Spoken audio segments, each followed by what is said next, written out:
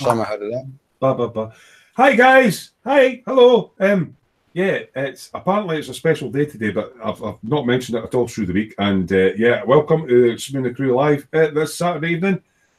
And hello everybody in chat. Got quite a few people with me this evening, which is very nice. So I'm going to go left to right on my screen, which is whatever. And the first person is it's Core Blimey Governor himself. It's Colin Wilkinson from Festa 67's workshop. Hello, people. Yeah. Next up, yes. And the first person is it's Core Right, who's got it on in the background? Who's failed? Please let it be you. It's not me, actually. Next up, we have, Gordon's alive. How many shits did he calls? Yes, it's John Bennett. Hi, guys. And after that, we have a special guest in from E-Models. You might recognise him from there, or you might just know him because he's like a really gross model. It's Chris Williams. How you doing, mate? You know, yeah, you probably won't recognise me because I've only got my hands on camera tonight. So. Actually, I recognise the hands from the Foldy Metal Earth Sharpie. These are hands that I prepared earlier. I recognised your hands because you've still got your nail varnish on, mate. Yeah, no. I've done that live thing. Oh, sorry, I'm not supposed to mention that. I thought I'd paint some Space Marines tonight, so I'm just doing like close-up magic. A wee bit of Marines. Next up, we have an American living in Germany. Yes, it's Sergeant Bones. How you doing, mate? Hey, boss. I'm fine. Happy birthday to you. Thanks very much, mate. And actually quite close to Germany. In fact, so close to Germany, it could be Germany. It's Vincent from Belgium. Vincent from Mr. Lost Model Making. How you doing, mate? You're so bad. Evening, everyone. Go on, Vincent, call him in. Yeah. Heathen.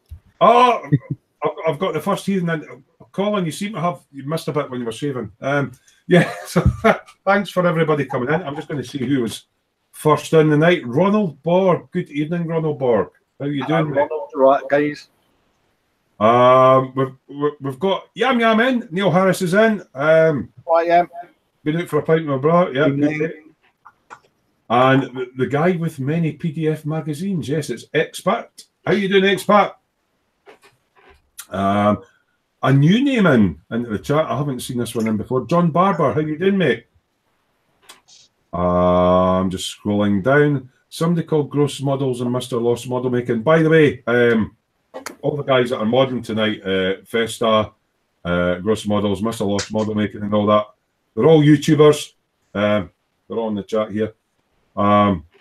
Sub to their channels, guys. The wee three dots on the right-hand side of their name. Click on that. Go onto their channels and sub to them.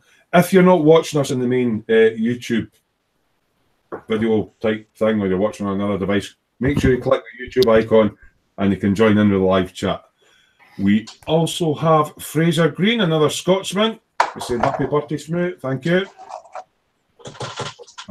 We've got Paul Shatland. Hi, guys. Happy birthday, Terry. Cheers, Paul. Muse is in. Vampy, your lover is. She's in chat. They two need to get a room. Actually, Vampy's dropped out. Vampy's dropped out. Yeah. Vamp was in, but he's got a few broadband issues or something. Yeah, there's a big storm going on overhead where he is, so it's causing a few issues. Ah, right, because normally his connection's quite good with us, isn't it? Yeah. Shane Young's in. Hello, Shane. Good evening and happy birthday, Terry. Thanks very much. Thanks everybody for joining in. It's in case you hadn't realised, it's my birthday today. I'm 51. Is it? You didn't mention it, Terry. It's the first I've heard about it. Of which I'll just give a quick shout out to Steve Spencer over at Totally Scoundrels because it's his birthday tomorrow. No, that's right. Steve Spencer. Happy birthday, Steve, mate. Steve's going to be 14 years old tomorrow, the 23rd. Well, that's what he told me. Muse is saying that it's storming super bad. Yeah, normally his connection's quite good, so he did pop in, but it was kind of like intermittent. He might wait, the storm might pass and he might pop back in again. So it's really nice for everybody to join me on my. I didn't usually make a fuss on my birthday, but I went for a couple of pints with my brother today, so that was really good fun. And the guys have, you probably know, we've got like a wee birthday fun going. They've went behind my back and I've got a parcel sitting over there. It's a bit big. I'll open that a bit later on, but It says don't open it. Right, I'll show you the size of the parcel, but I'm not opening it just now. Herald. It feels like an awful lot of Airfix starter kits. So I'll be opening that in a wee bit, but that's for the guys in the birthday pool. So I'm looking forward to opening that a bit later on. So if you let us know in the chat and that what you've been up to, what your day been like, you know, stuff like that. What's Smoo saying? You finally get to see what's in the box. Let's get on the webs in the chat. Damn thunder! Exclamation mark. Yeah, we know, mate. Don't worry about it.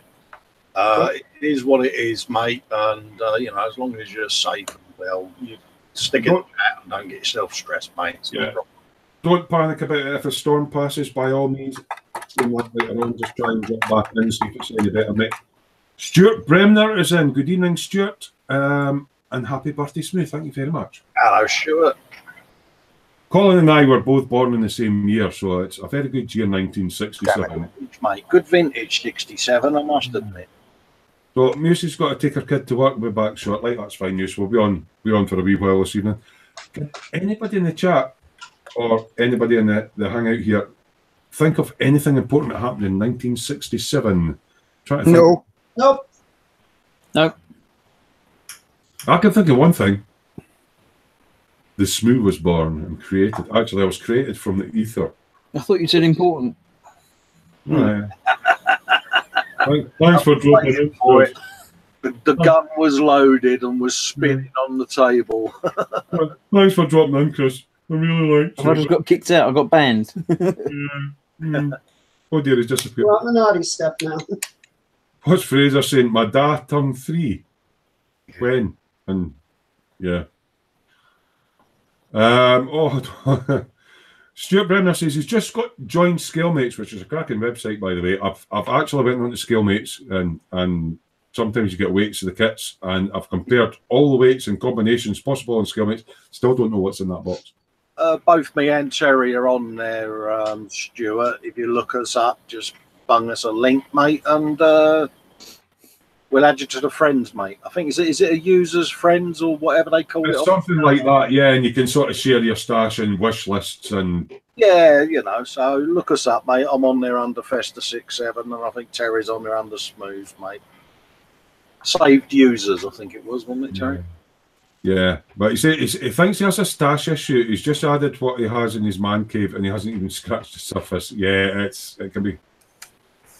And what's Fraser saying? Oh, his dad's what's this? In 67. Oh, your dad turned 3 in 67, so that was an important event, apparently. And in 1967, Fraser Green's dad turned 3. I was trying to think of what was happening with the astronauts and all that. 54, Terry. Oh. What? You've lost me. Oh, it doesn't matter. Right. Yeah, I thought there was quite a lot going on with the space stuff, like going to the moon and man in space and all that round about 67. I know 67 wasn't the first man in space, and I know it wasn't the year that went to the moon, but did something not happen? Was it not like... Well, I was only 2 years old, so I can't remember much of it. Oh, I thought you would have remembered something. A little bit of the moon landings and things like that, but that's just all black and white, you know, in the past. I remember watching Speed Racer around that time. So yeah, we've got like 18, 19 viewers in the chat. So welcome everybody. Make sure you go to the main YouTube page and click the YouTube icon in the bottom right and come in it and go, hello. We've lost Vincent's camera and join us in the chat. Don't be scared, we don't bite. Yeah, Vincent, your camera has went non-live. Vincent may or may not be electrocuting himself a little bit later on. I'm doing it now. That might be why his camera's gone. Yeah, he's probably statically discharged his camera and it's now fried. I was playing about with, I've got one of these wee fly zapper things earlier in the week, and the guys were all laughing at me because I was like, I didn't put the batteries in. I was trying. I've got a model making fly, and I've been swatting about without the batteries in, trying to kill the thing. So I finally put batteries in it, and I just wondered. Now there's an interesting sign on the front of this. It says, "Don't stick your fingers in the thing." So I put the batteries in. I pressed a button, and they went, and the guys were laughing. I don't realise why. So yeah.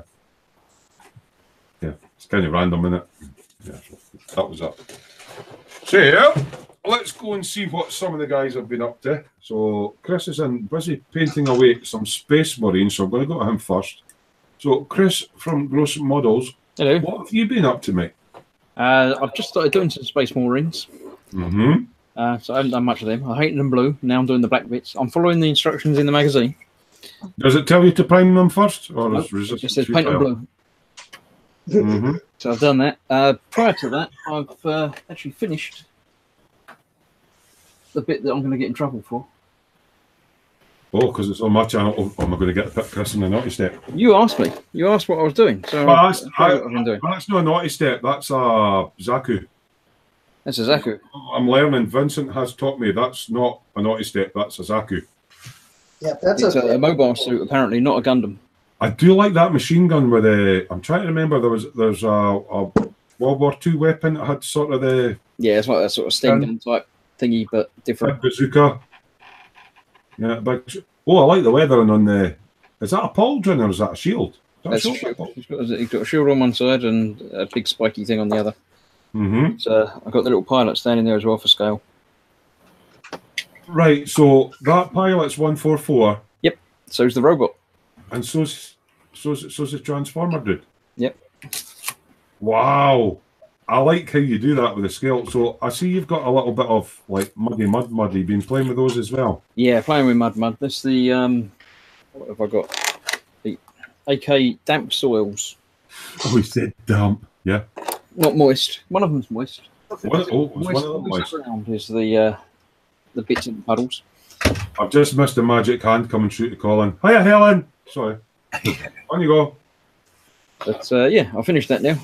That looks no bad, mate. Actually, I like. For that. It was quite an easy build as well. So Crazy cat. I like how you've got them at a jaunty angle. yeah, Yeah, Aguilina's in. you Yeah. have it straight, can you? So that's your e-models build, isn't it? So is that you finished it now? I'll finish that now. Yeah, I've got to edit the video, the final part 3 of the video for them. And then you're going to go into something of your own? Then yeah, I don't know what to do next. I haven't really thought about it. I think I'm going to finish the building of the 2 tugs. Yeah. So I'm going to. That's been a slow Crack on back. doing it. What about it? Yeah. I've been going back occasionally, but the tugs are getting there. I've just got the antenna with all the rigging and stuff to do. Oh, On rigging. both of them. So I might get that out of the way now, and then I've just got to worry about a diorama for that at some point. So have you been playing with your tug in the bath whilst you were been? No, it's been sitting quietly over there on the shelf. All right, so you've not been tugging in the bath then? It's not for playing with, it's just for making. Oh, that's all right then. So as long as you've not been tugging in the bath, that's good. No, you wouldn't want to do that. No. You enjoy painting your Space Marines. They're I will. actually quite fun. Yeah, so I've done the blue, just doing some bit on the guns. I'm using not a particularly small brush. I think I'm going to go back in with a small brush and try and get all the detailing. Is that a Citadel brush? Is it? It is, in fact, yes. It's a layer brush, apparently. What size is that? Because is it the small, the It's a S? small S layer brush, yeah. It's not bad for doing those actually. It's not as good as a 00 or a 000 that I've got Aye. over there, so yeah. I've been struggling to get those magazines, so that's issue 1 that they came with the 3 That's pages. issue 1. Issue 2 is the green guys, which I haven't done anything with yet. And see if I can get those. But three paints and the 3 guys for £1.99. £3 or something, or £2, yeah. Yeah. It was, And the second Not too bad. magazine was. the second one was like £5, I think, and that was 1 paint and the 3 guys. And then it's a tenner an issue And after then that. it's like £8 or £9 for the rest, which is probably 1 paint and whatever. So yeah. Thanks for that, Chris. Thanks for the No catch. I'll just take you off the big camera there. Oops. Yeah, Ray Aguilina's in. Have you given him the night off, John? Yeah. Ray was in. He's been out for got me issue 3. Oh, just drop it in, mate. So what'd you get in issue 3? I've got you on screen. What'd you get in issue 3? You get them 3 figures. That's all right. A sergeant and a couple of That's the it. Reavers. Mm-hmm. And you get a pot of paint. What colour paint do you get? And is it right shade of Dunkelgelb? Yeah. Right. A can't find it. Can't find it. Not I like done, the sticker board, by the way. not done your research. Yeah, you should have done your research before you came on channel. Yeah. But yeah, you get. He never cracks a smile, does he? It's like you crack a joke and he's like, yeah. He just looked at you with that disdainful look on his face, like almost if his eyes were made of lasers, he would just burn right through you. But issue 4, 6 Death Guard, Pox Walkers, Bugman's Glow Paint. Well, I've got that. So Yeah, that's the base tone for the flesh tones. Yeah. and issue 5. Oh, Lieutenant Calcius. Ooh. For a tenner. Maybe. I'll have a think about that. Is he a big dude then, or something? That lieutenant bloke. Is he bigger than the other Marines, or? And why you only get him? Oh no. Don't know. He's not done his research. Oh, it's not my thing, is it? Ah, that's all right. So what were you saying that the fourth magazine was how much? Issue 3 is $7.99. Issue 4 is $7.99. Issue 5 is $7.99. I mean, if you're getting a, I've already sent Davey a link.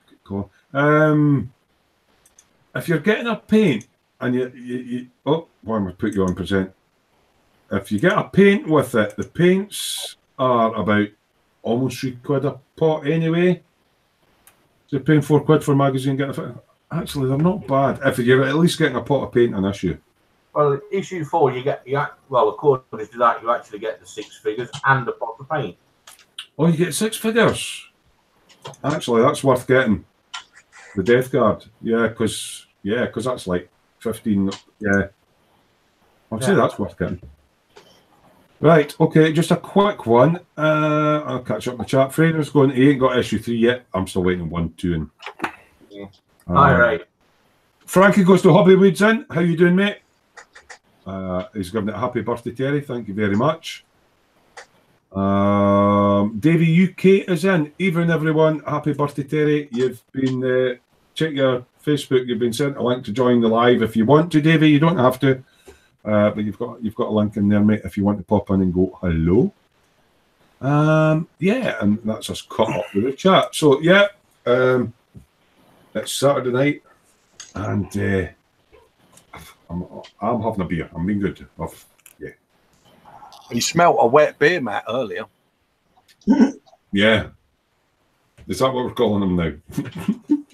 Did look a bit fusty and cardboardy, and there's a few stains, but yeah. Oh Christ! Moving swiftly on. Actually, I was having a joke because Colin. Some of you that watch our, we've been doing sort of impromptu insomnia live streams and that. It's just me and Colin at the bench and an occasional guest popping in and stuff like that. But Colin calls it 6 degrees of separation. So I mentioned to my brother, and I says, "Do you know what this 6 degrees of separation is?" And how do we giggle to yourself? He says, "Yeah." He says, "When you're talking about stuff, you're only like 6 degrees away from talking about naughty stuff." I says, "Yeah." Colin says that to me all the time. I've no idea why. Tits! Oh, sorry. My Tourette's was kicking in there. But yeah. What's Vamp saying? Is the limit 9 at one time? No, actually, you can get 10. The host are plus 9 guests. Many have got in. Smoo should not say episode 13. Yeah, seemingly, there's a whole load of episodes. You shouldn't say. Educating the Smoo. What's the other ones? Heathen Edition 1, Heathen Edition 2. Yeah, I seem to get called heathen quite a lot from a guy. It's often yeah, you are a heathen. I think we should have you banned from saying the word tits all night. Oh, well. I try to make the breast a bad situation. Boom, boom. Vince, I'm just watching Vince carefully there. He doesn't look to have electrocuted himself yet. What you're looking at is a Belgian playing with wires. He pulled a couple of wires earlier on. He's trying to make his own static grass applicator using some components, and he's looking into it. And yeah, we'll go back on to Vincent when he looks like the professor that blows up in the Muppet Show. So what's Frankie saying? He's fine tonight, so he's just here to enjoy the show. Thanks for joining us, Frankie. Who am I going to pick on next? Gordon's alive. All right, John. Yeah, all right then. What have you been working on, man? And why and stuff and yeah.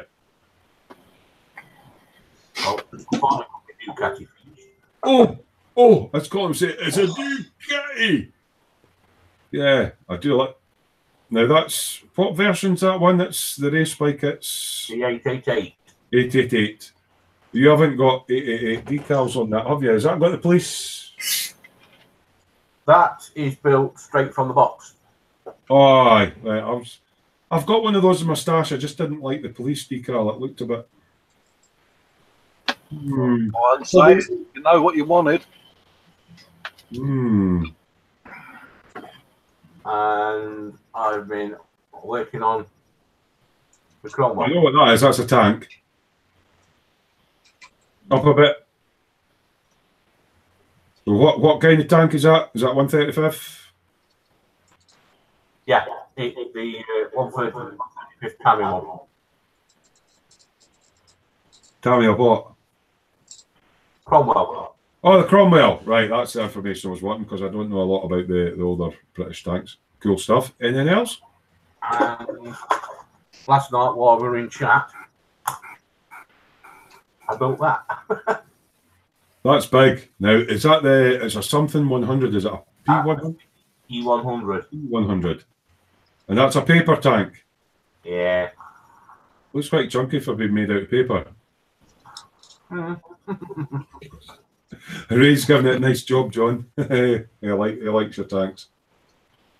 Anything else? You've been quite busy, eh? And I purchased that today.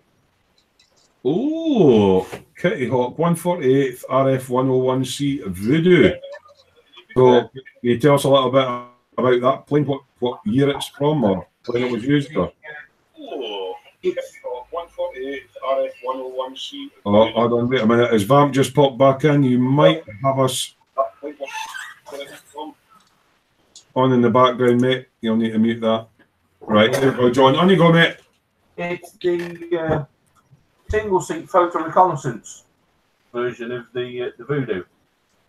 Right, so it just flies high up. See, I don't even know what the Voodoo is. I do happen to know that Vamp and his Mrs. Muse do have some dolls that scare the hell out of Colin. But, yeah, you get nice Vietnam camouflage on it.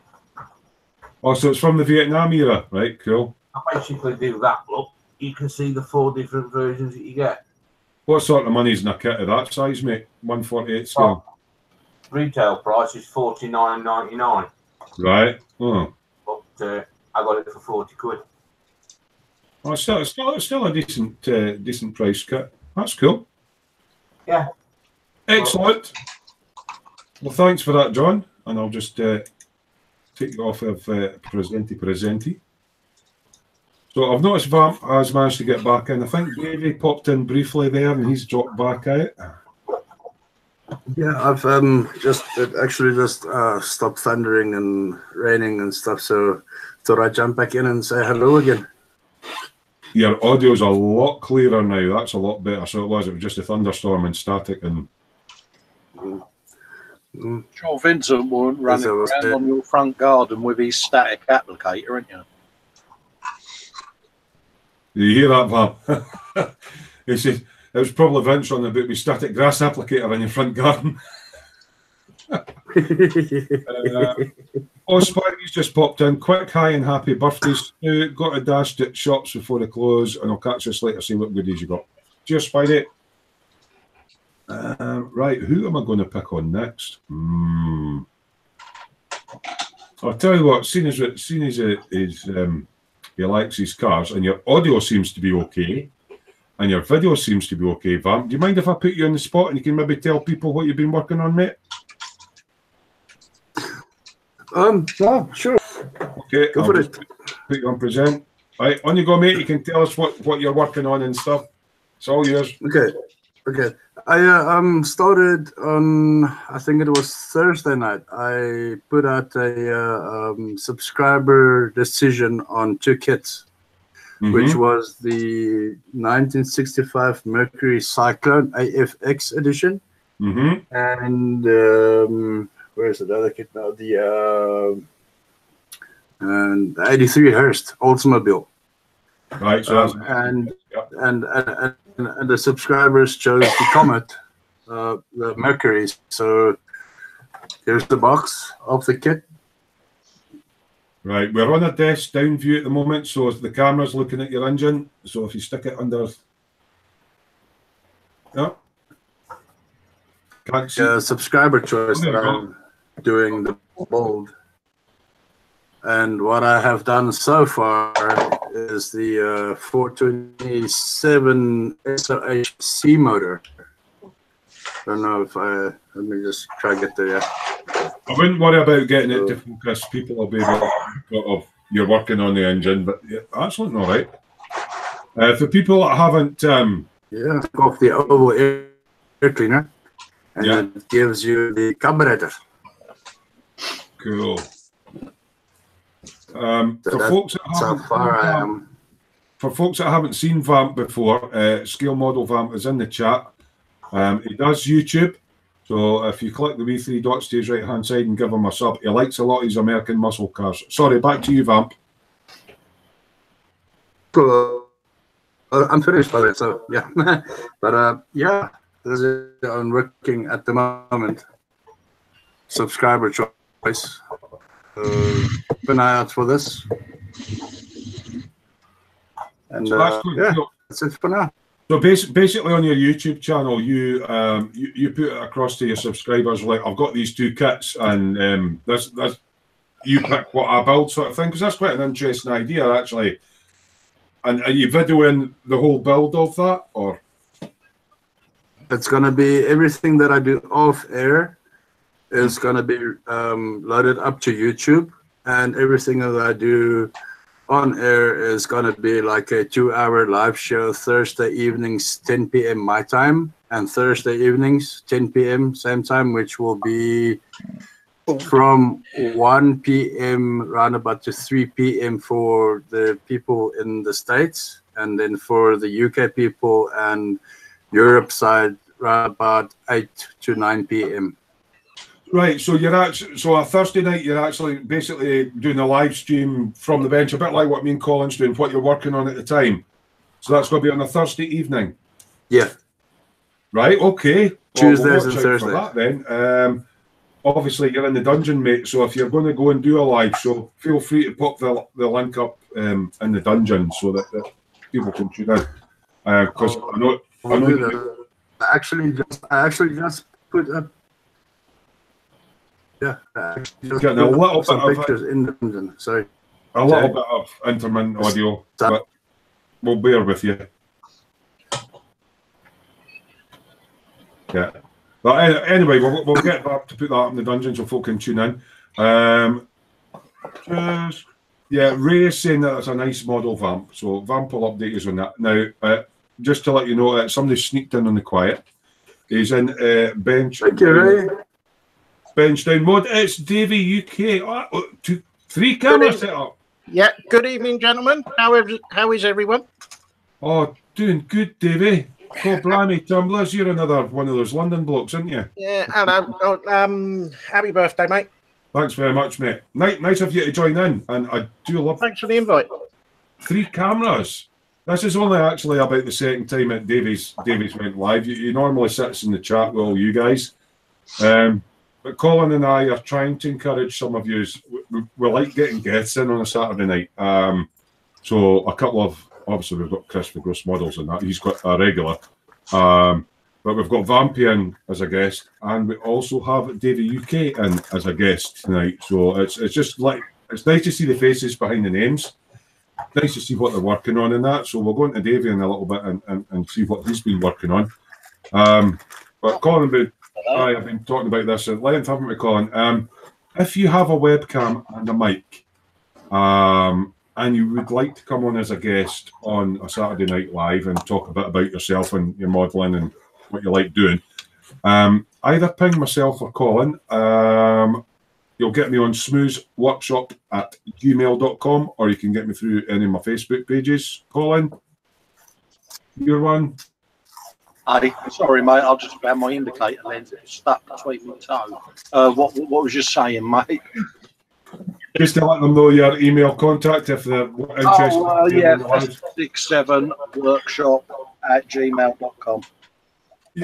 Your toes have found another model part, have they? Oh, yeah, I've been sat here looking for it for a little while, and it's a little indicator lens, and I couldn't find it, and I just flipped Was that the one off the big drawer of my toolbox, and it just fell out between my toe. Is that the one? Is that off the fire blade? Yeah. Was that the one you lost 3 weeks ago?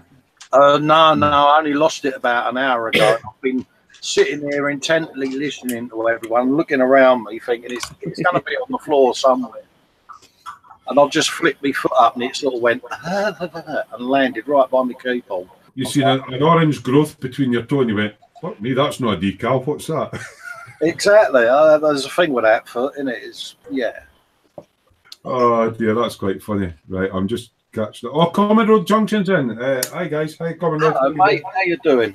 Thanks for popping in. Chris, how are you for time? I'm all right. Okay, cool. So yeah, thanks everybody in chat for popping in. Oh, they've all had their tea and they're all popping in left, right, and centre. Who shall I pick on next to see what they've been up to? So I think I've already put Vamp into the deep end. Going to give Davey a chance to go into the deep end and say hello, tell you a little bit about himself and what he likes making and what he's been working on. Is that okay, Davey? Yep, that's okay. I'll stick you on the big screen, mate. There you go with your 3 cameras set up. Oh dear. All right. Hello, everyone. How long have I been modelling? This time I've been in for about 10 years so far. Yeah. What do I like to make models of? Basically anything that takes my fancy. Any particular scale, sort of from 1/76 through to about 1/24 for cars, 1/35 for military, 1/48 for aircraft and some military.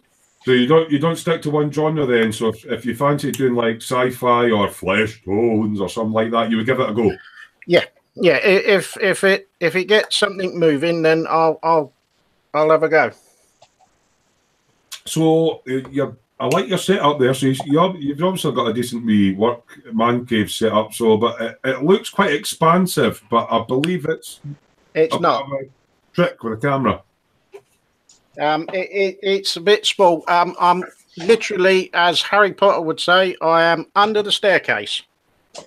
So this is a little man space you've made under the staircase that you do your modelling in. That's quite impressive, actually. Yeah, I'm actually in my living room, but this is the only sort of space that I've got that I can leave it so that I can just permanently walk backwards and forwards to. So I can just put everything down and leave it as it is, and then walk back to it and pick it up as if just press pause. You've certainly got all your lighting and that sorted out since we were on the other night, and your cameras are all crystal clear, so it's looking really good, Davey. So what are you working on at the moment, or what have you been working on this week? Right, well, this week I've nearly finished off a small 1/76 scale German matchbox tank, which is here. Hopefully... You're just trying to figure out which camera is the best. Yeah, I'm still learning to drive these 3 things. Right. So sorry, but see your big main screen, which is the one that's on my left. See where you've got like a wee half track and a white thing. That's kind of the centre of that screen. So if you want to do a top down, move your bit to that point, just below your paint pot. There we go. That's we can see it now. Yeah. Yeah. Hang on, get rid of that. Hey, mate, nothing wrong with having a cup of rosy on the bench, mate. Oh, has he got a cup of tea? No, that's shit from cleaning out stuff. Oh, mate, if it's your brush water, then it needs to be out of arm's reach. That way you don't drink it. No. Tea goes over on the right hand side. See, you give him 2 minutes, and these 2 London guys are like, "Call Blimey, wants the meals?" Yeah, and they bother. Just a quick one before he goes on to what he's doing. Sue Shaplin's in. That's Paul Shaplin's missus. How you doing? How you doing, Sue? Thanks for joining. On to Davey and what he's doing. Sorry for interrupting there. I like to go home. That's all right, mate. So this one is almost finished. I got a little guy here that is going to go in the top of the turret once I've put some It's paint on. tiny. So is that 176? That one? Yeah. These are tiny little things. No, they're not. They're massive. I see. Chris does 144, so that to him's like Gundam size. Oh, Yeah, he's a bit daft then. He's either that or he's got eyesight like an eagle. A bit of both. And then yesterday, when I was on your live thing yesterday, I started this, which is a half track again, Matchbox again, 176. Do they all tend to come with little vignettes? Yeah. Yeah, that's one of the things I like about the Matchbox ones is you get this little base that you can put your model on. Quite cool, yeah. And it kind of breaks you into doing dioramas in a way, a little bit. Yeah, because you've got to paint up like the ground and the walls and. Yeah, as a kid, I used to build their tanks like the Panzers and things like that. They come with like a bit of brickwork, a bent telegraph pole, that sort of thing, you know. And there's nothing to say that you don't have to leave it as it is. You can, if you are artistically minded, not like me, who's not very good at that. Mm-hmm. You can put extra bits on and build it up into an even better scene. Oh, incorporate it in a larger diorama rather than a wee vignette of a scene. Yeah, that's cool. That sort of slate and things like that to it, Terry. Yeah, so if I can find some 176 bricks, I'm going to put some more on here and just build it up a little bit more. 176. I know you can get 135th bricks, but yeah. Well, the smallest I've found so far is 148. Hmm. And they're like you buy a mold, and then you can make them out of. Cast your own. So if anybody in the chat knows anywhere you can get 176 or 172nd scale bricks, as in house bricks, Is 176 not another railway scale that you can find something? I shall have to have a look, but thanks for that, Chris. Yeah, it's engage, isn't it? It's around that sort of stuff, isn't it? I'm not sure. I'm sure there is one that is that scale though. And Yeah, when we're off live, Davey, I'll bat you over a link for the place I use, mate. Cheers, mate. Because I know I haven't had model train sets or anything, but a lot of the scales in the model railway, is it 00's 135th? Something like that. Yeah, I mean, I got N scale stuff for that. Ravel sub I did, didn't I? Yeah, that's right. So some of the stuff on the railway thing transposes across into model. Yeah, it was, I think, the scale model scenery place. Just a quick shout out to a couple of folk have just joined us in chat. Mickle Pickles in going, hi everyone. Yeah, and Susan, happy birthday, Terry. Thanks, Sue. Yeah. Back on David, anything else you want to chat to us about? Well, the only other thing that I have been working on is I've got these three guys. Oh, see the little base you've got it on. What's that? What was that originally? I know you've got grass on it, but what? It was a place that I bought from a guy that goes around the shows. He literally just cuts up bits of wood and makes them into bases for you. Did it have the grass and all that on it, did it? No, I did the grass myself. I put some of the diorama paint on it from Tamiya, and then I had to go at doing my own static grass, but it looks all right. But when you get up close to it, they're not sort of. It looks green. It looks like grass. You know what it's like. Yeah. Just to let you know, we do have a couple of train enthusiasts, and we've also got Common Road Junction and Expat. They're confirming that 00 scale for model trains, 00 gauge is 176. So if you're looking for something, you go with 176 stuff. You could look at the train stuff in 00 gauge. Yep, I shall have a look at that. Just while they're in chat, who do you guys tend to use for your figures? Because you might have a better link than I can give Davey. Oh, what for buying? Yeah. I like the ones that you get from Tommy's War. Oh, I haven't heard of him. Tommy's War. Yeah, look it up. It is just literally all about World War One. Is that an online shop or a physical shop that you can walk into? No, it's all online. Mhm. You can get it from a couple of other places, but you'd have to have a look online. They're resin figures. They're 1/32, the same size as these guys. Oh, resin stuff. All right, yeah. And hang on, let me move away. Talk amongst yourselves. Right. Oh, I was like, I just nipped to the other screen and thought somebody was. Right, no, I'm back. Right, this is another one that I've done, and this is a Tommy Wars figure. 1/32.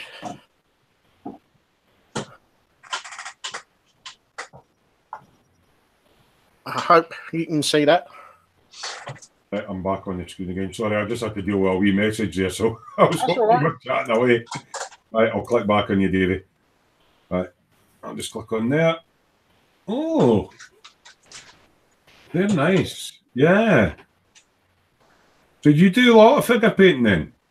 I do like doing Military figures rather than like fleshed. I'm not quite into the flesh tones as what Colin is. Mm-hmm. But I do like doing the figures because I find them very relaxing, because most of it is all done with a paintbrush rather than using an airbrush. Yeah, see, I'm finding that. I mean, Colin got me into it. I mean, even just like what Chris is doing at the moment, sitting doing like the wee Warhammer figures, sitting with a good old hairy stick and detail painting a little figure of some description. It's so relaxing. Yeah. You're not having to clean out airbrushes and mix paint ratios. You just dab your paint in and, you know. Yeah. Master Box tend to do some good figures as well, but they're plastic rather than resin. I know Vamp's got a couple of good Master Box ones because you get little 1/24 girlies, like the one he's got one. I did one with a bonnet and. Yeah, I did one of those and it didn't turn out very well. But it's practice. You can always dip them and strip them. Mm-hmm. Stripping a female figure. Yeah. Terry's on the tits again, you know, 60. And I've had some from a company called Elan 13. They do all sorts from the Napoleonic to Waterloo, right the way through to steampunk. And what sort of scale are they in, or is it a mixture of like? It's a mixture. Some of the busts are around. Are you into like the 75mm figures, and then? I have done bigger figures, but I kind of settled at around 1/32, 1/35. Mm-hmm. Where you don't have to be too strict on the detail. Like eyes and stuff, you're just suggesting detail. Yeah. It's more of a suggestion to say that there is an eye there rather than going in and doing a full-blown eyeball. Yeah. Excellent. I'll come back to you in a little bit, Davey, but thanks for that. Excellent. Well, I'm going to go make a cup of tea then. Go and get yourself a cup of rosé, mate. Just catching up. Thermonuclear Bobbington, is it? Excuse me, hiccup. Hello, Bob. You all right, mate? Oh, hi, Bob. Hello, chaps from a cold and wet Stevenage. Oh, Spider Pig. Paul Chaplin's obviously in. His wife was in earlier on. Have I missed anybody else? No, they were all talking about trains and that. So, if you're into sort of the 176, 172nd scale, 00 train stuff comes into it quite a lot. And I know, what scale was that sub you did, Cole? Oh, mate, 144, wasn't it? 144, yeah. And that was what gauge did you say? N or? I think it was N16 or something like that. Yeah, just tiny. Yeah. It was a little railway maintenance crew, and I just redone the uniforms as a German submarine crew, mate. But, and repurposed them. Yeah, Oh. yeah. So yeah, if you're ever looking for stuff for dials and that, yeah, some of the railway stuff can. Yeah, I mean, the model railway scene for figures like that and diorama stuff, you know, it's a good place to have a look round, you know. little cars and stuff and wee bits of building. Yeah, it's a bit like what Chris does, you know. He puts something of a similar scale against the piece he's just made so that people can actually get a comparison, you know. Well, with the Gundam, you got no hope of knowing what size it is unless you got something to. Absolutely, you know, so that sort of thing comes in really handy if you're doing that, you know.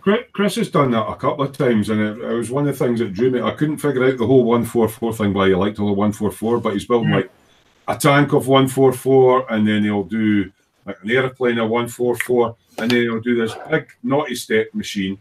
But then he puts a little figure next to it for scale, and he did it with Zaku there, and it's like you're looking at it going, that's a guy, and that's a big mechanized. Yeah, I mean, I did it on the cat build. I used a couple of the ground support people from the Apollo.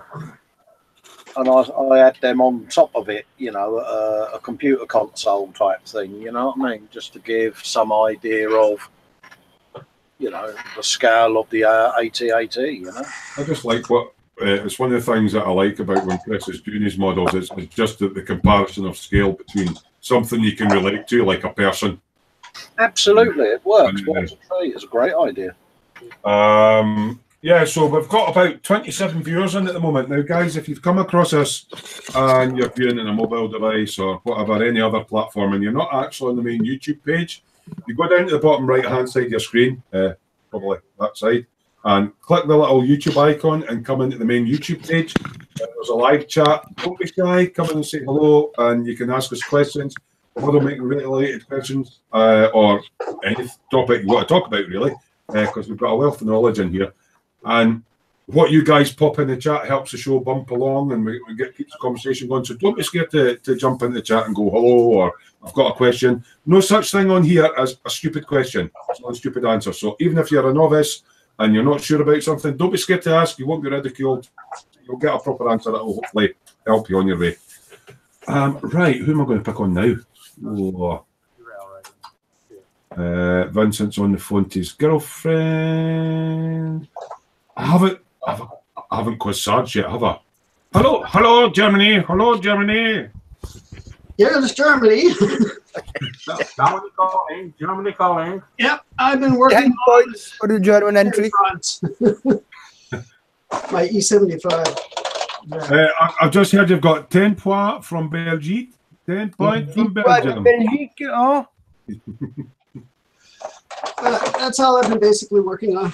Just getting the E75 finished up, doing all the tools and stuff on it right now by hand.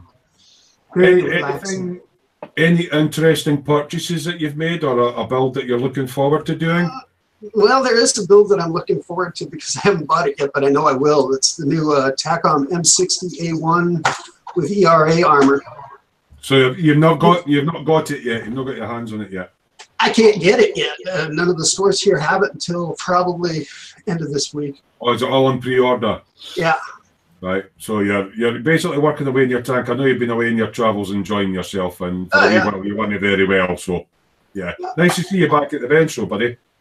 Hey. Yeah, welcome back, Sarge. Thanks for joining me on my birthday. Did I mention it was my birthday today, actually? Fuck me, no, it's not your birthday, is it? It's my birthday. Yeah, I've got a box here that I'll God, you get that quiet, mate. Hold on, wait. Now, what have we got? Right. Commodore Junction saying, how does one tidy a desk? My advice is never. Push all the stuff to one side and then push it back to the other side again. That's how I do it. Because otherwise, when you tidy up, it's like you tidy up, but then you can't find anything. Exactly. Yeah. But I mean, yeah, I've been kind of tidying up because I'm trying to get back into the filming again. I know that Colin does filming and Chris does filming and that, so you've got to kind of keep a little area tidy. Unlike Vincent, who works in a small sort of postage size stamp thing, and he's got paint and bits of resin and everything everywhere. But yeah, it's quite hard to keep your benches tidy. Just catching up on the chat. All Lloyd's in. Yeah, Bobbington saying he wants to order a pizza. Any ideas for the toppings? Go for haggis, onion, and extra cheese. With pineapple. And black pudding. No, see, don't put fruit in a pizza, man. That's wrong. Tomato on it already. That's enough fruit.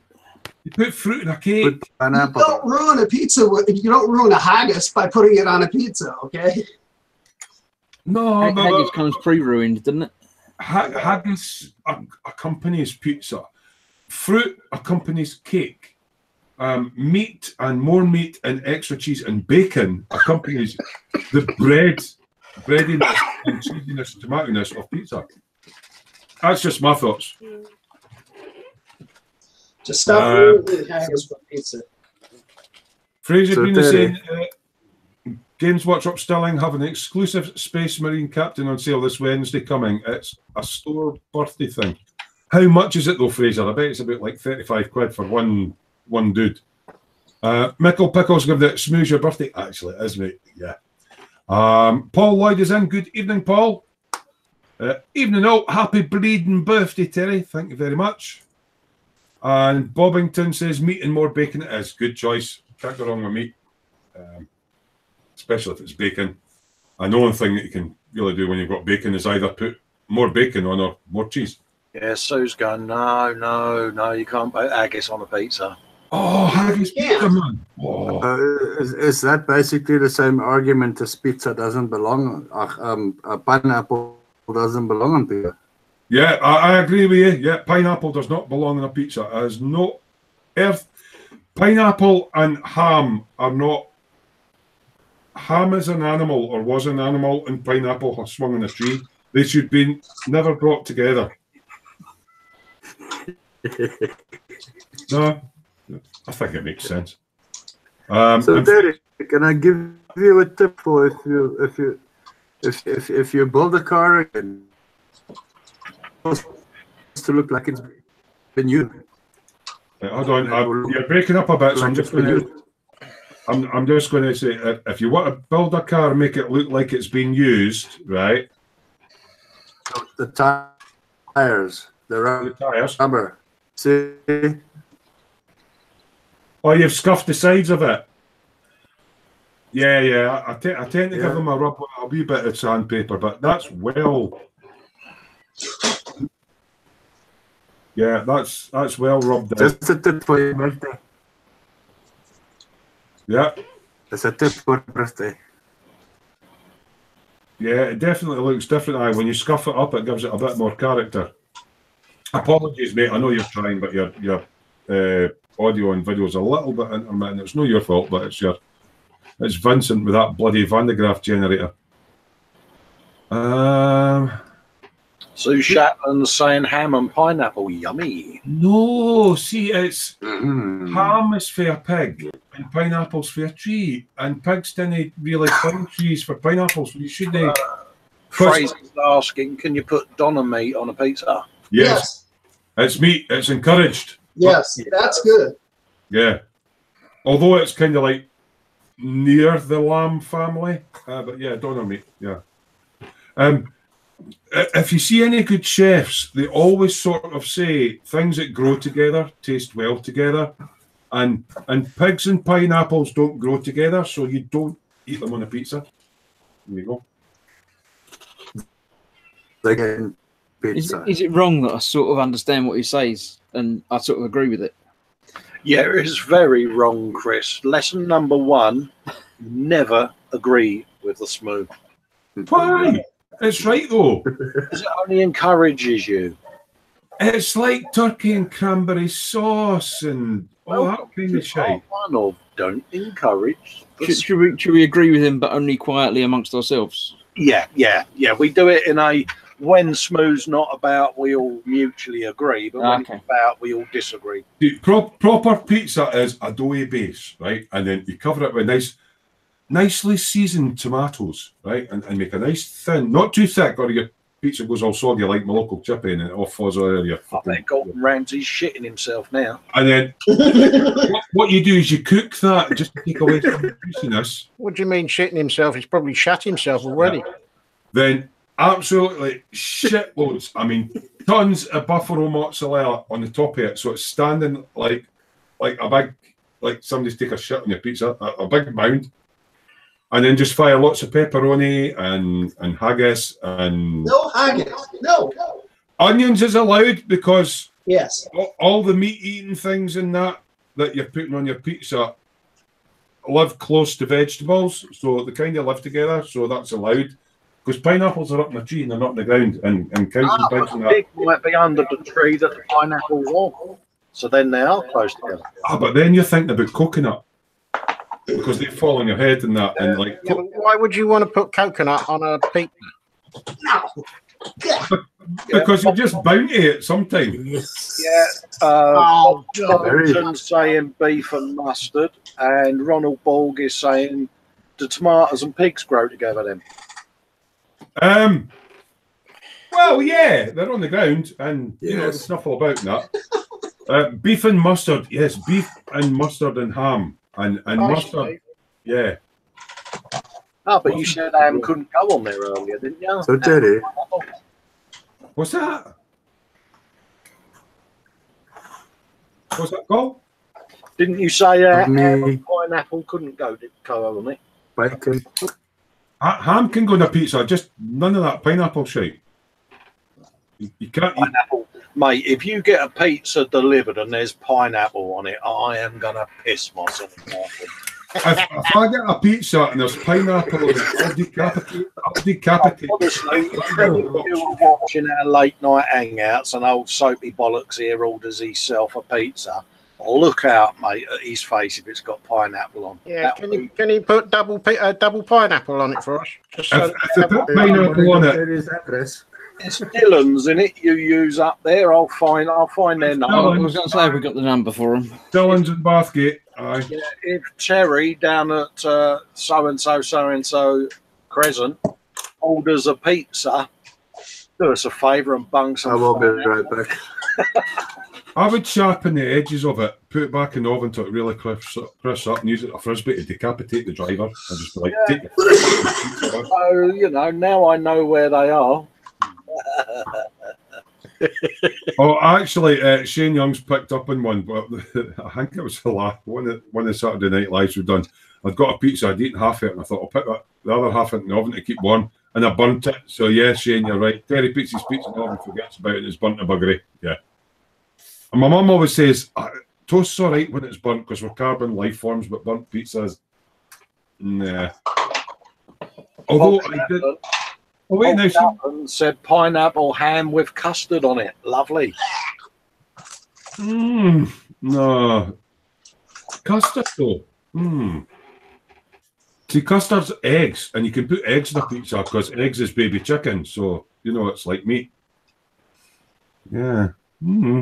Yeah, custard and... So, welcome to Smoo's Pizza Toppings, Episode 1. Custard and haggis might go well. The spiciness along with the sweetness. That'd be like a sweet and sour pizza. But not on a pizza. Fuck it. How Why? about ash and liquor on a pizza? See, custard's allowed because it's actually like baby chicken. So, therefore it's meat. Whereas pineapple's not meat because it doesn't moo or whatever other noises. Fraser Green is saying pineapple on a pizza is heresy. The man who invented pizza is spinning in his grave at such velocity you could power Vince's generator until the next century. I'm with you on that one, Fraser. And actually, that's a good link because we're going to go live to very near Germany, actually in Belgium, and see what our young professor is up to with his Van de Graaff generator. How are you doing, Vincent? Fine, yeah.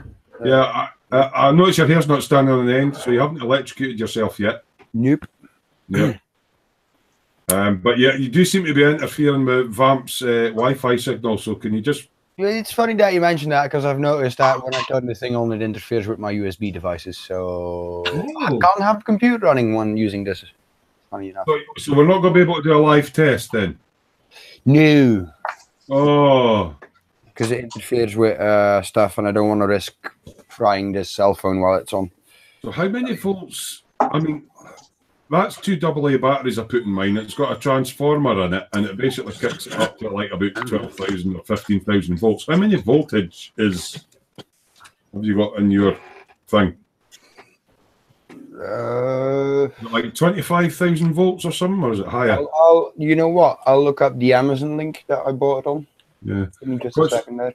I'm just calling them maybe no spark plugs. What's it? High discharge spark plugs. Are they like 70,000 volts, 100,000 volts, something like that? I think they are, yeah. I've been zapped by a spark plug before. It's lovely. It's like, let's test if it's still sparking. Shit. Yeah. I think we've all had a bit of a zap, haven't we, off of the ignition circuits? Yeah, I got that with my tennis racket the other day, and I didn't understand it. I was just. You did the full Michael Flatley bit, didn't you? You done the little skip, the little princess bit, wasn't it? Actually, see, when I did it, a little bit of wee came out. Okay, part 14 of the Smoo shouldn't say. No, what's racing? It's an adjustable one. Got a little potential on the back end of it. 15 to 20. Oh, so it's quite low. Yeah, but it's 5 watt rated powered though. So aircraft start falling out the sky when you use it then? Because their USB sort of sat nav that they plug in to see where they're going fails, and then they just... So apart from your USB deviceage of many electrons, what else have you worked on, Vince? Well, the bike, which is all on sticks, so I'm not going to get that out. But I've started on the Spitfire, not the Spitfire, the Zero, sorry. That I'll be video building. So I've got parts on sticks, so I can get the base color for the cockpit in and then apply photo etch, which will be a major part of the video. Who makes the kit and what scale is it, Vince? The one that you're...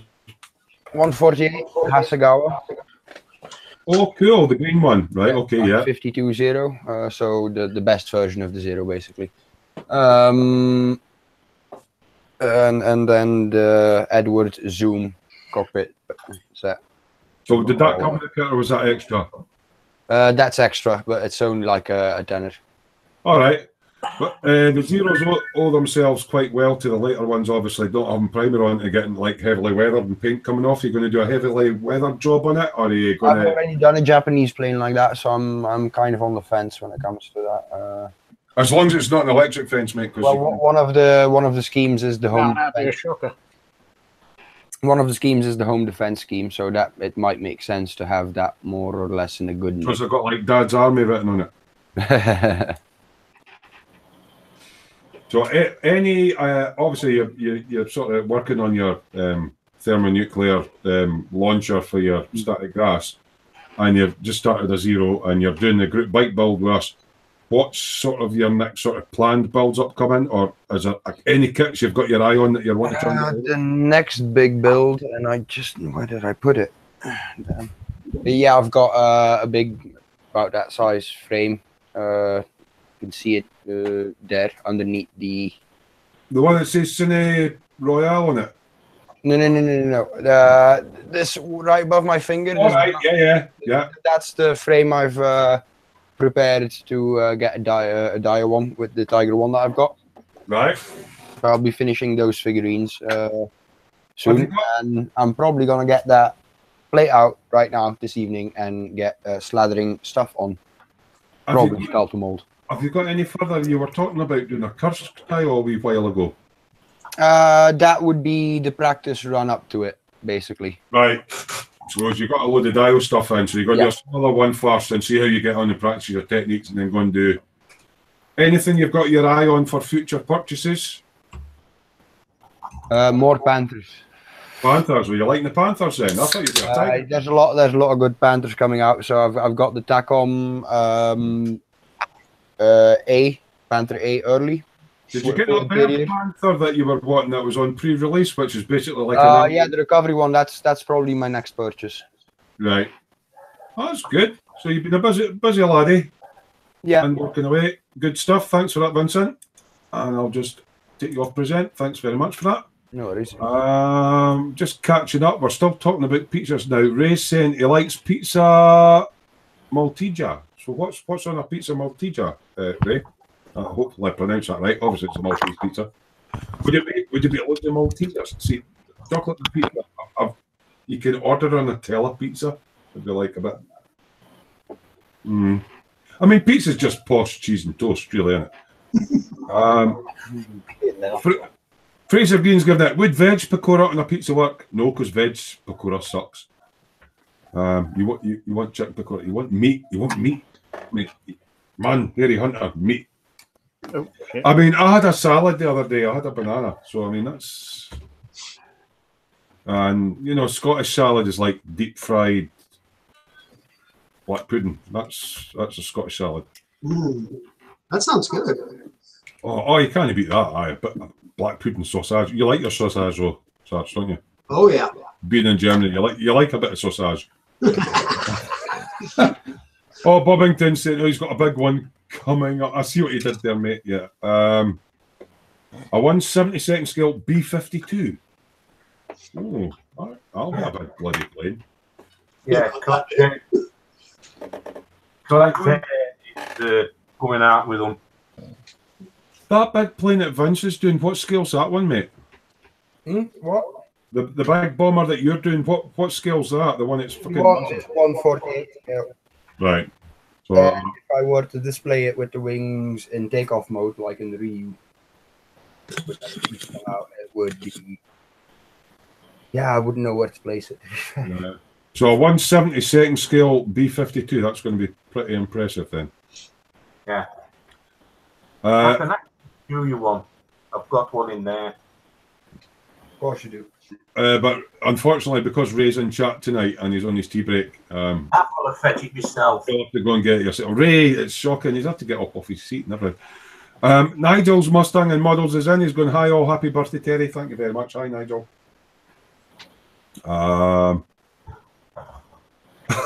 Bob's saying if you fold a pizza in half, you get a pasty. It's called a calzone, you heathen. Oh, I've got to use Vincent's word. Yeah. You're a heathen. And it's something that was invented for the mine workers. Well, that's a Cornish pasty. That's Yeah, it's the same idea, mate. Like if you fold a calzone over, you get a really thick crust. That so. Was that for Italian mine workers then? Yeah, you can get a really thick crust to hold it. You eat what's in there, and then you throw away the crust with all the crud on it. What episode of Educating the Smoo are we on now? Blimey. Festa? 49, I think. Yeah. Oh, shit. And things the Smoo shouldn't say. What we on that? Vince, have you got nutcrackers on your bench? Hmm? No. Why have you got nutcrackers on your bench, Vince? Not a lot of people realize these, but these have a double function. It's kind of a life hack that not a lot. It's silly. These are also jar openers. Yeah. But are they jar openers? See? Oh dear. All right. Yeah. What these are handy for is when your little tomato pot gets stuck. Yeah, I've got one of those Mr. Hobby things. Yeah, that's actually a bit Neanderthal, Vince, but good redneck Why is engineering. it Neanderthal? A nutcracker like this is meant to be opening jars as well, so you know. No, it's meant to be opening. No. Right. Common Junction said it's his third week of working in London. Have you bumped into any of the other London reprobates selling jelly deals off a corner of the street? No. I'm on jelly deals, mate. Even, I mean, Davey is a fellow Londoner like myself, and he's not a fan of jelly deals. He likes a cup of tea, though. Not a fan of anything that swims around in the sea. I agree with you. Yeah, I'm with you there, Davey. Absolutely. Davey, actually, I forgot Chris is a bit of a Londoner, I know. Only a bit. Yeah.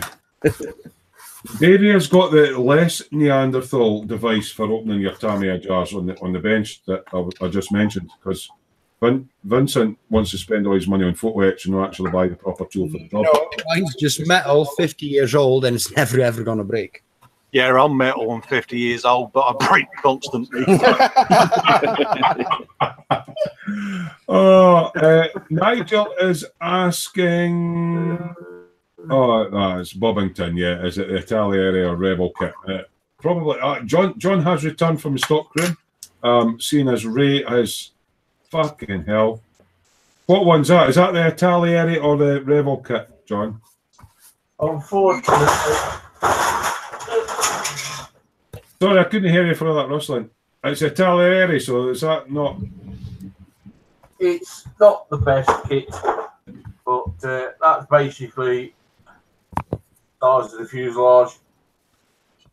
Right, so obviously he's asking, is it a Talieri or Revel? Is it the Revel kit better, or? That's the wings. Mhm. But they're all warped. Yeah. So what's the best kit, Revel or Talieri? Collector have actually bringing the G's out, the B-52 G's out now, and I had a look at one today, and it's a pretty damn good kit. Is that the Revel one? No, it's called Collector. Collect Air. All right, that's Yeah, all. I've heard about those coming out. They look impressive. Yeah, they've bought the G out. If you see one, get one because they're limited runs. So what's this company then? Is it bought over molds, or is it a new company, or where's it based? Or? Totally new tool. B-52. They're doing the B-52G, the B-52H. Apparently they're doing a D, and they've also bought out the B-2 stealth bomber. But they're not doing a double D. Boom, boom, 6 lines of separation. I'll give you it there. Right, that's cool. But yeah, so that's a 176. That complete lack of social filter, right, Colin? Oh, yeah. So you don't be like the Smoo. Yeah. So that one you showed there, John, that's 172. So that's to give us an idea. That's 172nd scale. That's the G. I've got the old monogram one upstairs that I'm converting to a B-52H. Yeah, you're losing me now. Once you get above double D, it's just like getting bigger. There you go. Updating the fuselage, updating. Okay. And Bob goes, so big. My main camera, the one here, is a Logitech C922. What most streamers use nowadays, and the camera here, where you see the paint stick waving, that's just my old Note 4. Have you just jizzed on that picture frame, fans? What? No. PVA glue, mate. PVA. Okay, mate. I just thought you might have had an accident when John was flashing that big B-52 about. What episode was that, Vince? 12, innit? Yep. Right. Fraser's going, Davey, those backgrounds, can these be bought separately? Backgrounds? The little Dio vignette things, I think, with the Matchboxy kits? Oh, no, they come as part of the kit. It's just they're not sold separately as far as I know. Right. Okay. What sort of prices in one of those little kits? It depends on eBay because you can't buy them in shops. You might, if you go to a model show and you got someone that's dealing in second-hand kits, you might be able to pick some up from there. So it's pretty much discontinued, a bit like the Matchbox kits that we all built when we were younger, and some. Yeah, I think a lot of them were taken over by Revell, and they got rid of the diorama base and just used it for whatever the kit was. Ah, right, okay. I'm just. But I will stand corrected if I'm wrong on that one. That's all right, but yeah, they're pretty cool. Nigel's saying, so you need to correct the wing then at Bobbington. So apparently, yeah, because John was saying the wings are. Yeah, the wing on that B-52 is it's like a banana. It's like a wave.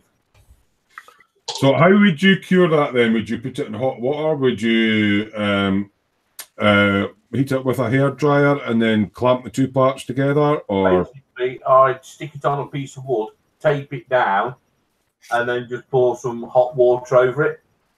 Whilst it's taped down to the wood, and then when it cools down, yeah, the piece of wood, because it's going to be thick enough to not warp itself, is tape it down, wood, so it's flat.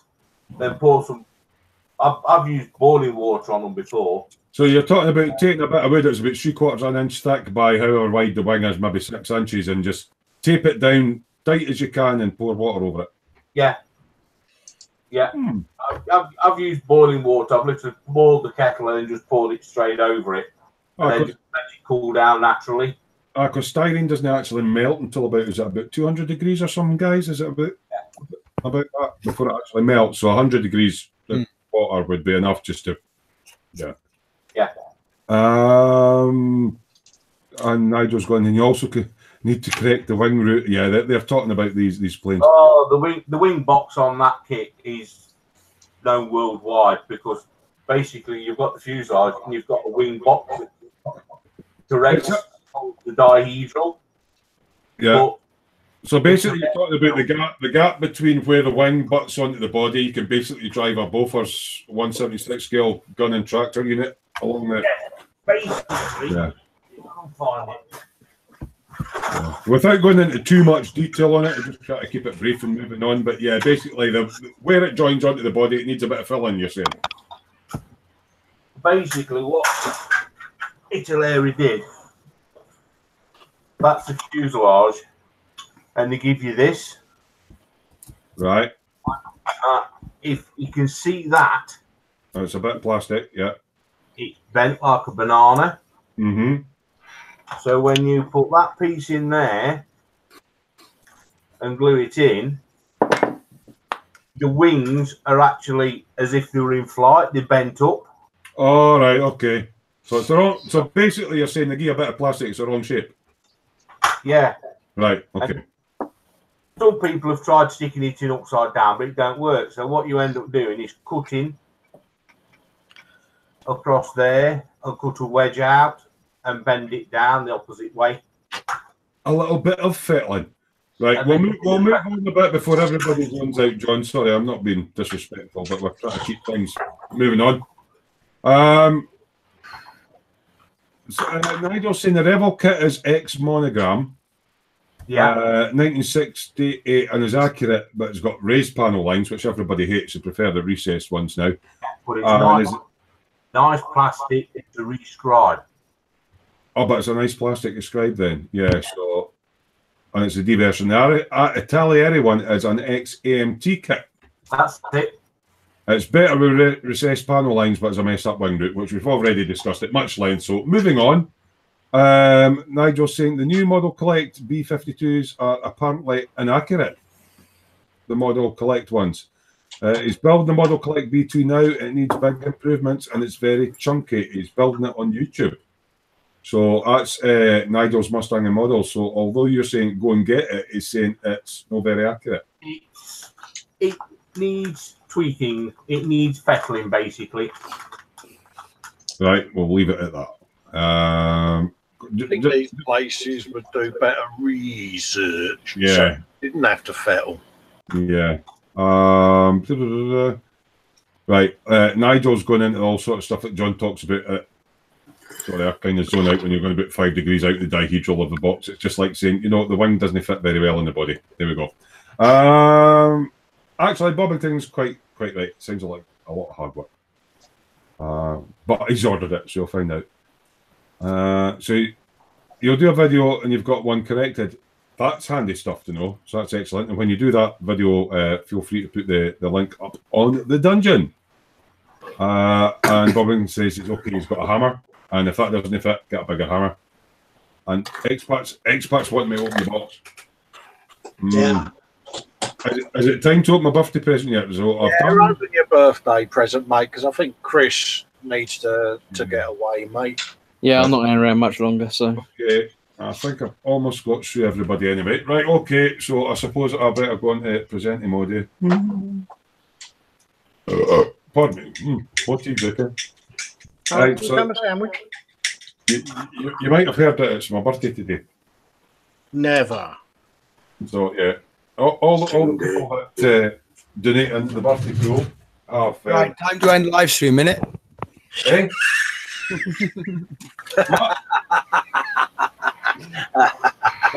Look, Terry. Make haste. Hey. Look at that face. Pull your finger out, you tart. I said time to end the live stream then, innit? Yeah. All right. Good night, everybody. Thanks for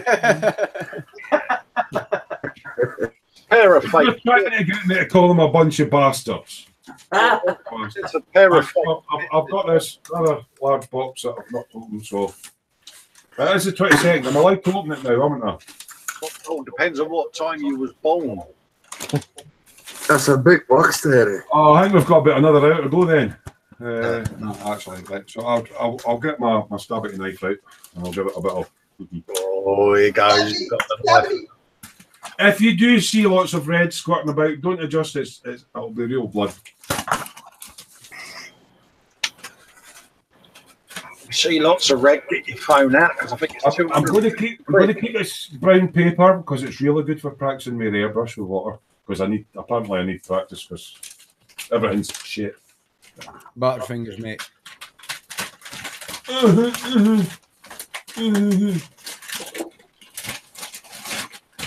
Right, I'll try not look in the end, but Please let it in. oh. Well, it's not Gundam. Right. Brian Farrell.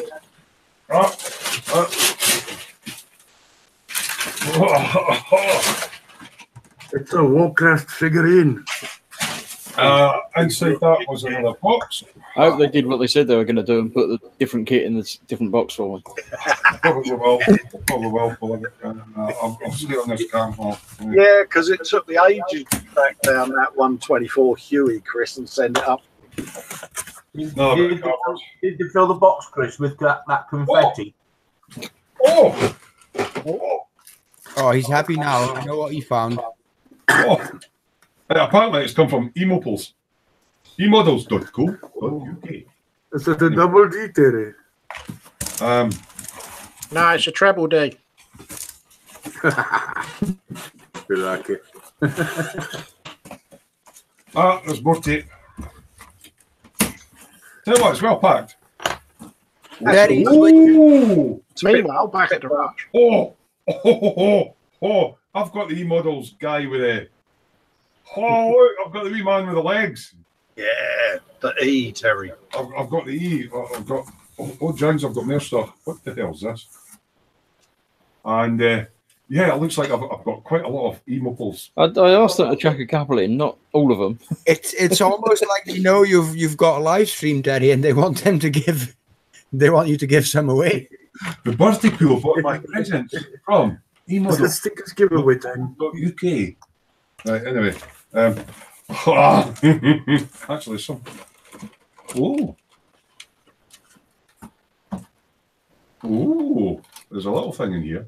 You're welcome. Yeah, that's what I haven't tried any of these. This is it Mr. Hobby Buffalo? Yeah.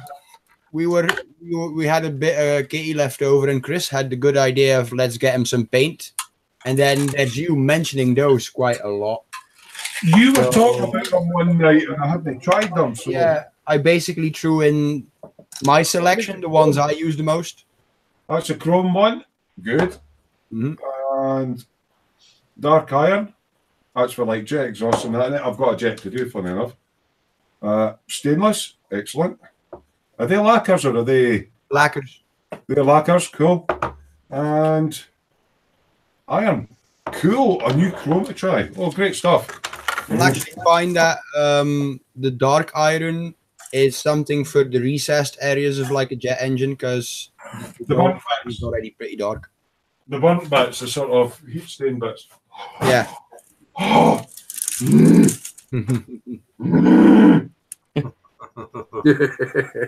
think you can thank God. I've been looking at this kit on E-Models for a year and a half. And I looked at the price and I went, hold on, wait now. I'll clear a wee bit in my bench. So have a wee look at this.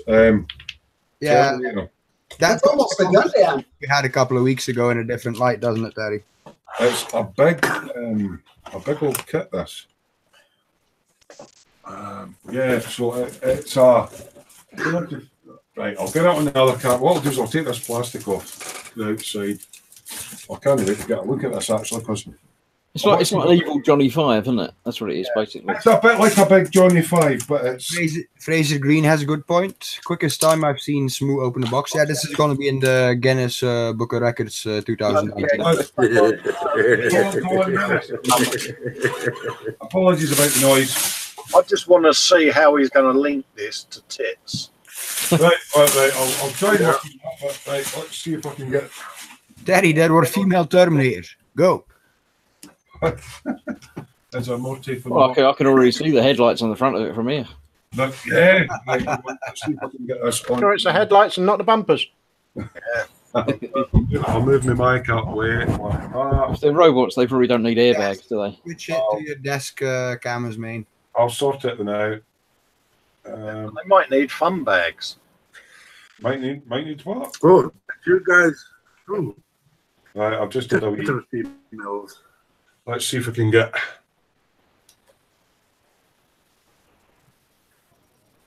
Terminator 2 Judgment Day. So it's 100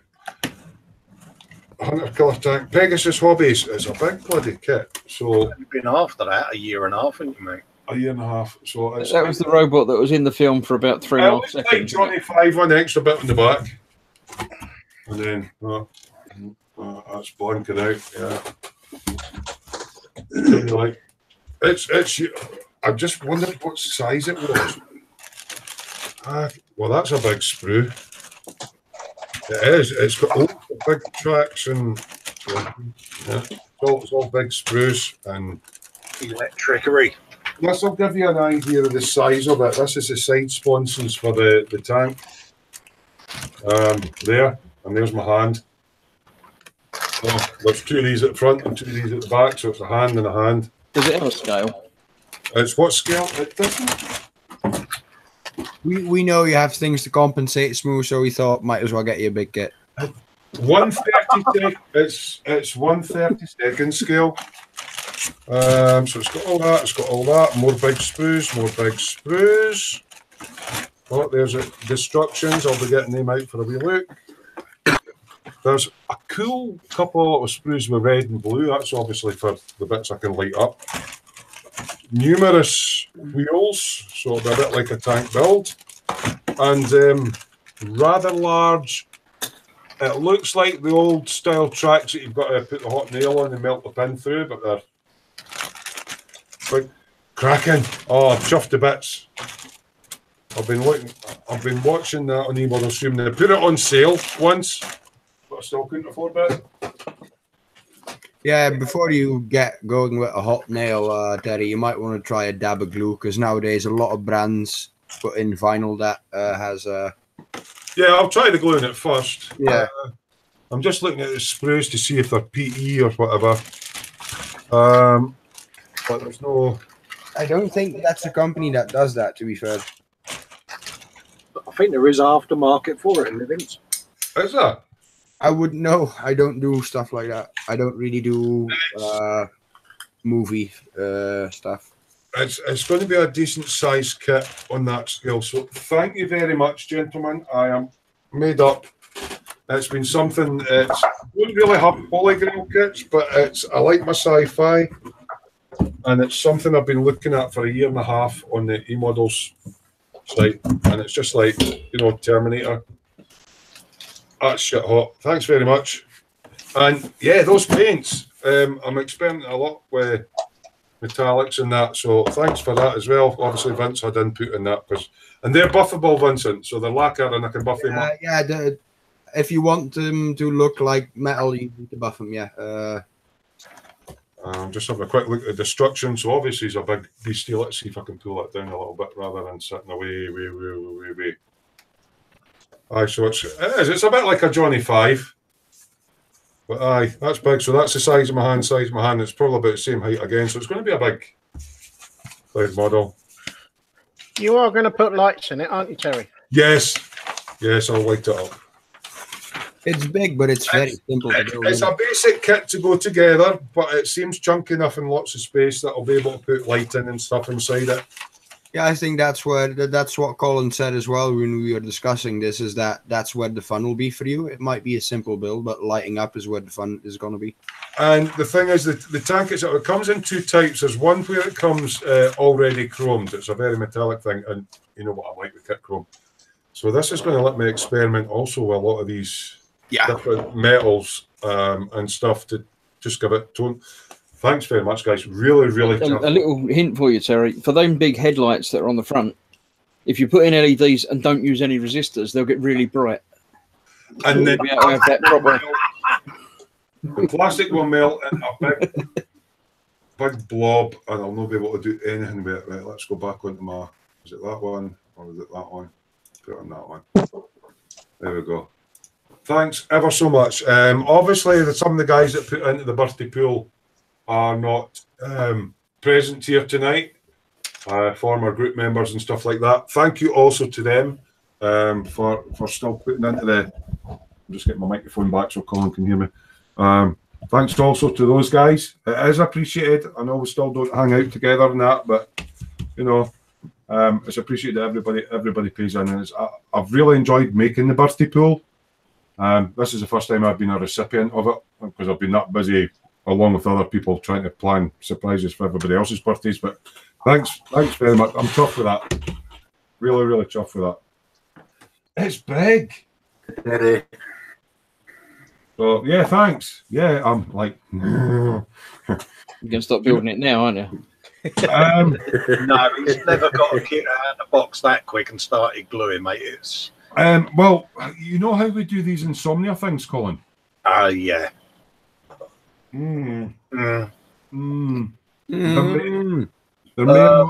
Fox is in the chat and he'll pop in the live shortly.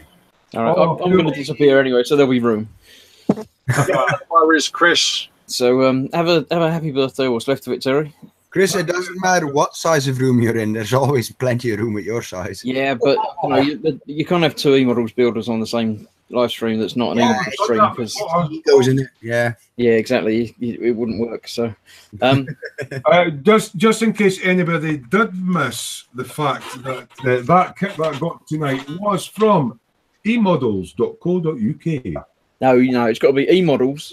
Emodels.co.uk. Yes, you can. What was that? Fox is saying yes, you can to what Chris just said about not having two E-models. Yes, we can. Yes, we can. We can't because I'm going to disappear anyway. So have a good rest of the night, Terry. And thanks, Chris, for taking time out your evening and popping in, mate. It is appreciated. No worries. Good night, all. See you sometime. Good night, Chris. Bye. Cheers, Chris. Catch you later. And also a wee shout out, obviously that was Chris that was in for the E-Models team, and Fox is obviously in the chat, and I don't know if he's watching or whatever, but Ted, I hope you're recovering, mate. Yeah, it'd be nice to catch up with you sometime, Ted, and a hang, mate. You're more than welcome. So yeah, I'm chuffed with that call. Might be, mate. It's a big box. It's almost about the size of, a fire engine box. It's about the same size. It's a big old fucking bit, like. It's loads of electricity. You know what you can do there, Terry? You can test your upcoming Arduino training on it. To answer Fox's question, yes, Chris was in fact doing the Warhammers there. One of those magazines, wasn't it? He didn't have a clue what he was doing. He kept saying these guys are a bit. He was doing this. Fox is saying, yeah, I mean, he'd been after it, Fox, for a year and a half, mate, and I kind of knew it was his Growl wish list kit, mate. It was actually on an E-Models feed, and they did the thing, and I actually did my usual, oh, really, why do you keep putting kits up I can't fucking afford? I actually grumbled a bit. And they went, oh, here's the Terminator 2.2, and I went, oh, can you not just pick kits up I can afford? And they're like, we've got to show everybody kits. So I was watching it, went on sale, still didn't have the money, came up. So we watched it for a year and a half, and never got it. So I'm chuffed. Yeah, we did have a moment, because apparently Smoo can be a bit miserable. So these are buffable colours. Ooh. They don't say buffable on them, or is it just a fact that they are buffable? Neither do mine. Oh, you need to buff them to get the proper metal effect. Shake well. Oh, it actually does say it. Yeah, after it's dried, burnish it with a soft cloth. So there you go. Yeah, and you can buff them as far as you want, so you can get like a patchiness to your aluminium coat or something. So if you're going to, that chrome silver will be one of the first ones, but I like the right. So chrome silver. Oh, yeah, it's not a proper chrome. It's like it says on the tin. It's a chrome silver. It's like a stainless. It'll be interesting to see how it comes up. They've got a stainless there as well, which is nice for the bikes. And yeah, the couple of irons. So the iron and the dark iron as you say, staining jet exhausts and stuff. That's nice. Actually, I found the iron is a good base for jet exhausts. It's a good base color to build it up with. Oh, Yeah. brilliant. What's that? Fox is saying, Smoo's workshop likes to drop hints like a brick through a window. You know me, mate. I can be a bit blunt. Yeah. Already we're saying goodbye to Chris. We're all having a laugh there. What's it? A box of pineapple. Aye. A box of stickers. Actually, yeah, I've got quite a few stickers now. Obviously, because I've got e-model stickers already, we might do a sticker giveaway of some stuff at some point. Something tells me that's might just be what they had in mind sending you all those. Yeah, I mean, Colin and I have got them, and all the guys in the chat have got them. And I tend to find if I do have an excess of stickers, I mean, I've got my own little silly ones. But yeah, we might be able to do a. You're not getting the big ones though. You're not getting them. Nah, they're mine. You're not getting them.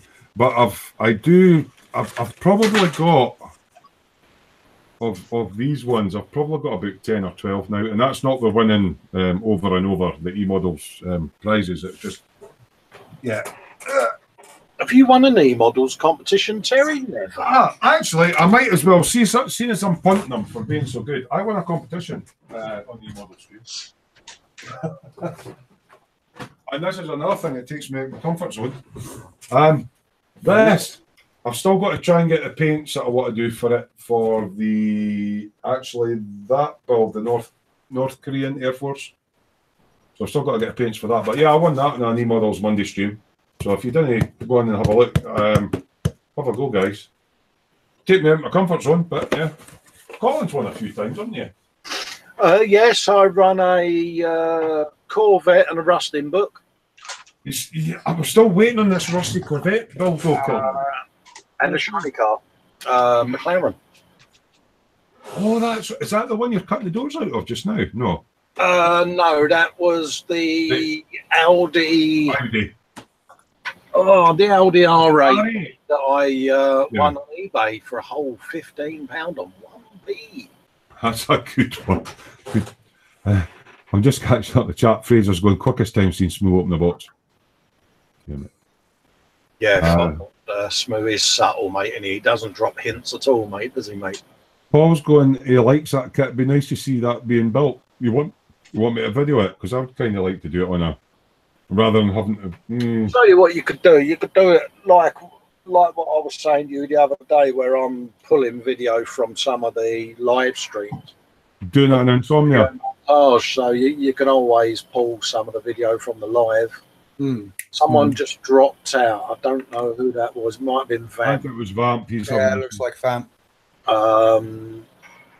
But yeah, I'm really chuffed with that. So, yeah. Excellent. So I've covered the only person I haven't actually caught up with. I haven't caught up with myself on what I've actually completed 3 kits this week, guys. Someone call a doctor. And thanks to Big Top. We've been doing them on these Insomnia lives, just the random ones, and it's like I've done 3 kits, and I'm getting close to completing more. So I know you might be bored of seeing us, but they really helped me get back to the bench, and all the guys that are coming in and interacting, a lot of the guys that are in chat this evening, are popping in and chatting away while they're at the bench and that, and it's really helped me get back to the bench and get model making. And I've actually started a wee bit of work on my figurine. I've started painting their bits and bobs up. So yeah, thanks everybody for that. Right, I'm going to go to my good friend Cole Blimey. Tumblers all the way down in London. He fell down the apples and he was all right because he's got a cup of rosy. It's Colin. hello, mate. All right. I mean, I didn't think you was doing one for myself because a lot of people probably have seen what we've been up to. So you might as well give them an update. Yeah, motorbikes, and motorbikes is what I've been up to. I built a jig, as you know. I'm doing a video for it because I've absolutely been inundated with emails on how do I make that, which is my motorcycle jig. cost you a fiver, Cole, won't it? Yeah, it cost me a fiver. It might be an idea, Colin, that you like make another one and you kind of film it and then you send off that other one to your good friend in Belgium. Yes, that's a good shout, Vincent, because someone has asked me for a plain version as well. So, yeah, I can do both and send them both to Belgium, couldn't I, Vincent? Is that one without paint, the plain one, then? I saw what you did there. That was...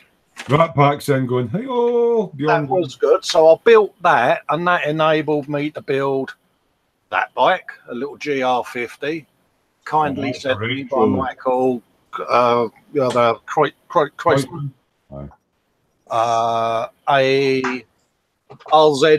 500R.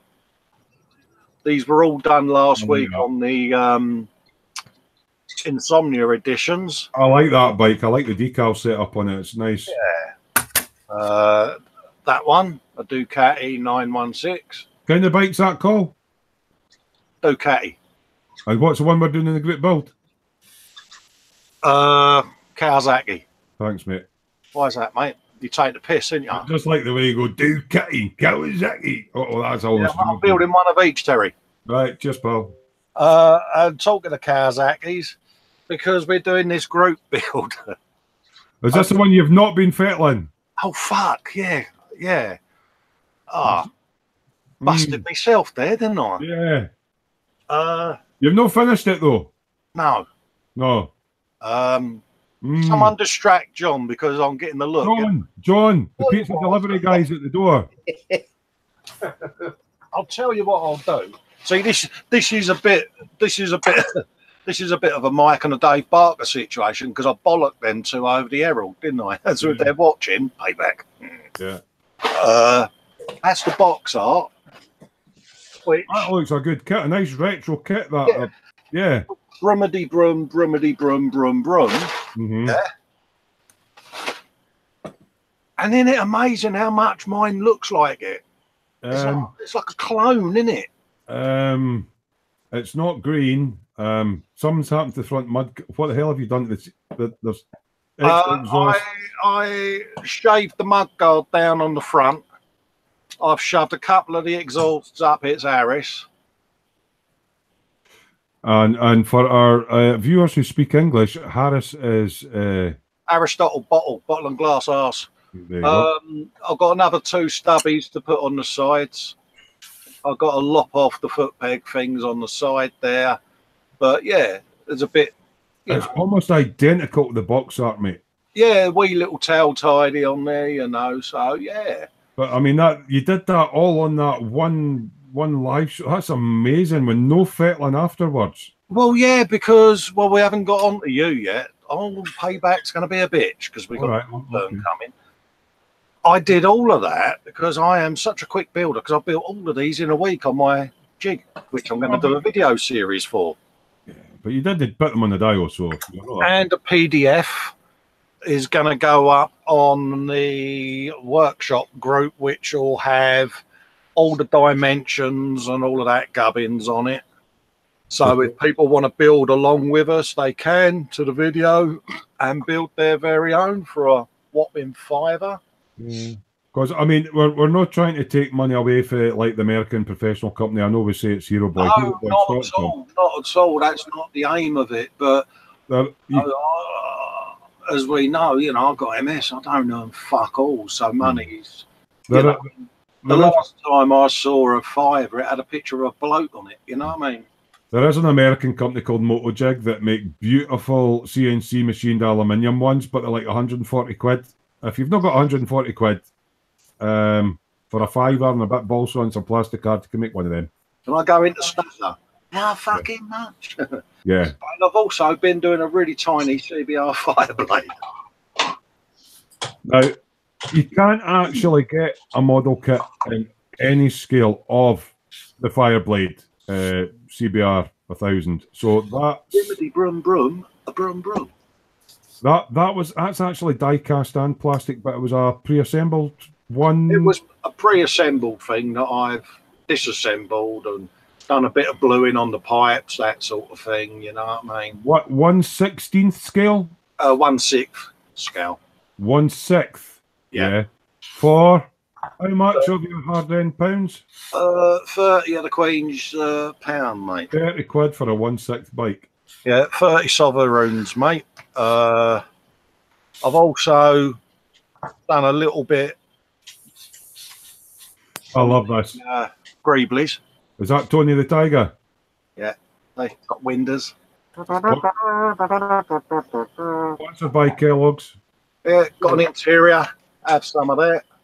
A tiger with interior. Oh, Yeah, that's cool. it's going to have LED shoved in there to make that work.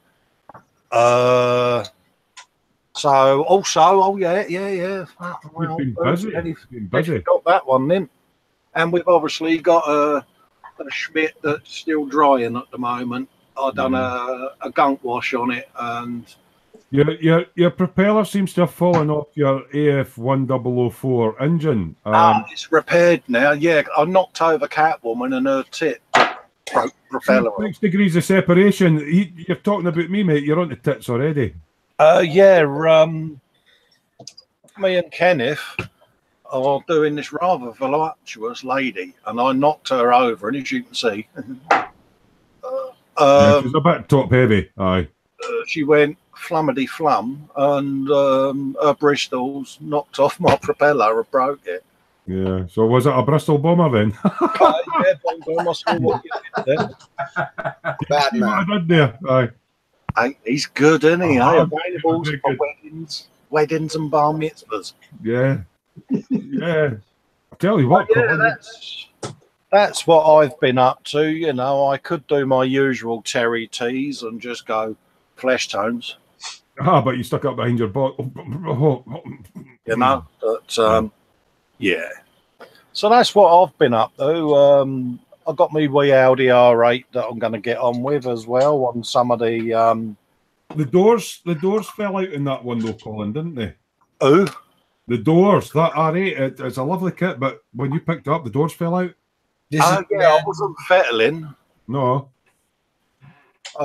Yeah, I kind of chopped the doors out of it, mate. It's buried at the moment underneath.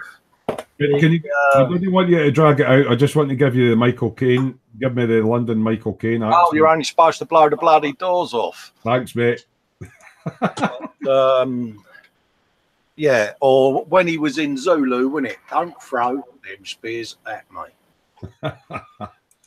So, as you'll have noticed, I mean, Colin's quite a prolific builder anyway, and he builds quite a lot of stuff, but you've been building quite a lot with doing all these insomnia things as well, eh? Yeah, well, I'll say, you know, not that we're plugging our insomnia specials. Sometimes you get an afternoon one, or a 16-hour insomnia. Yeah. You know, I mean, I build in spurts, as we all know, because He's the experts. with the curse, you know, I mean, I had a bit of a relapse recently, didn't I, where I couldn't get to the bench, you know, so I build this way because you don't know when that's going to happen again or for how long and all of that. So that's why I build like I do, basically.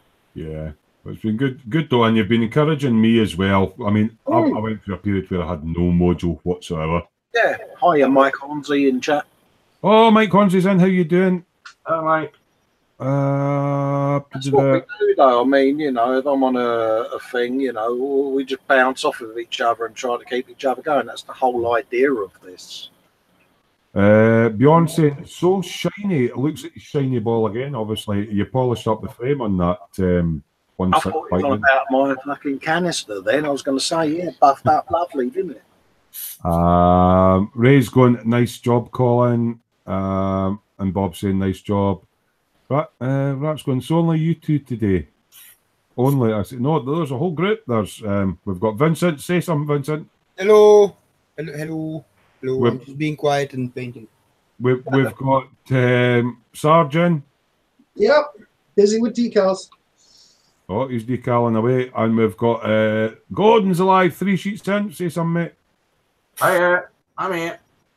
We did have Vampin earlier on, but he's having internet issues. But we have another Londoner friend, and his debut on the Saturday Night Live. It's Davey UK. Hiya, Davey. Hello, how's everyone?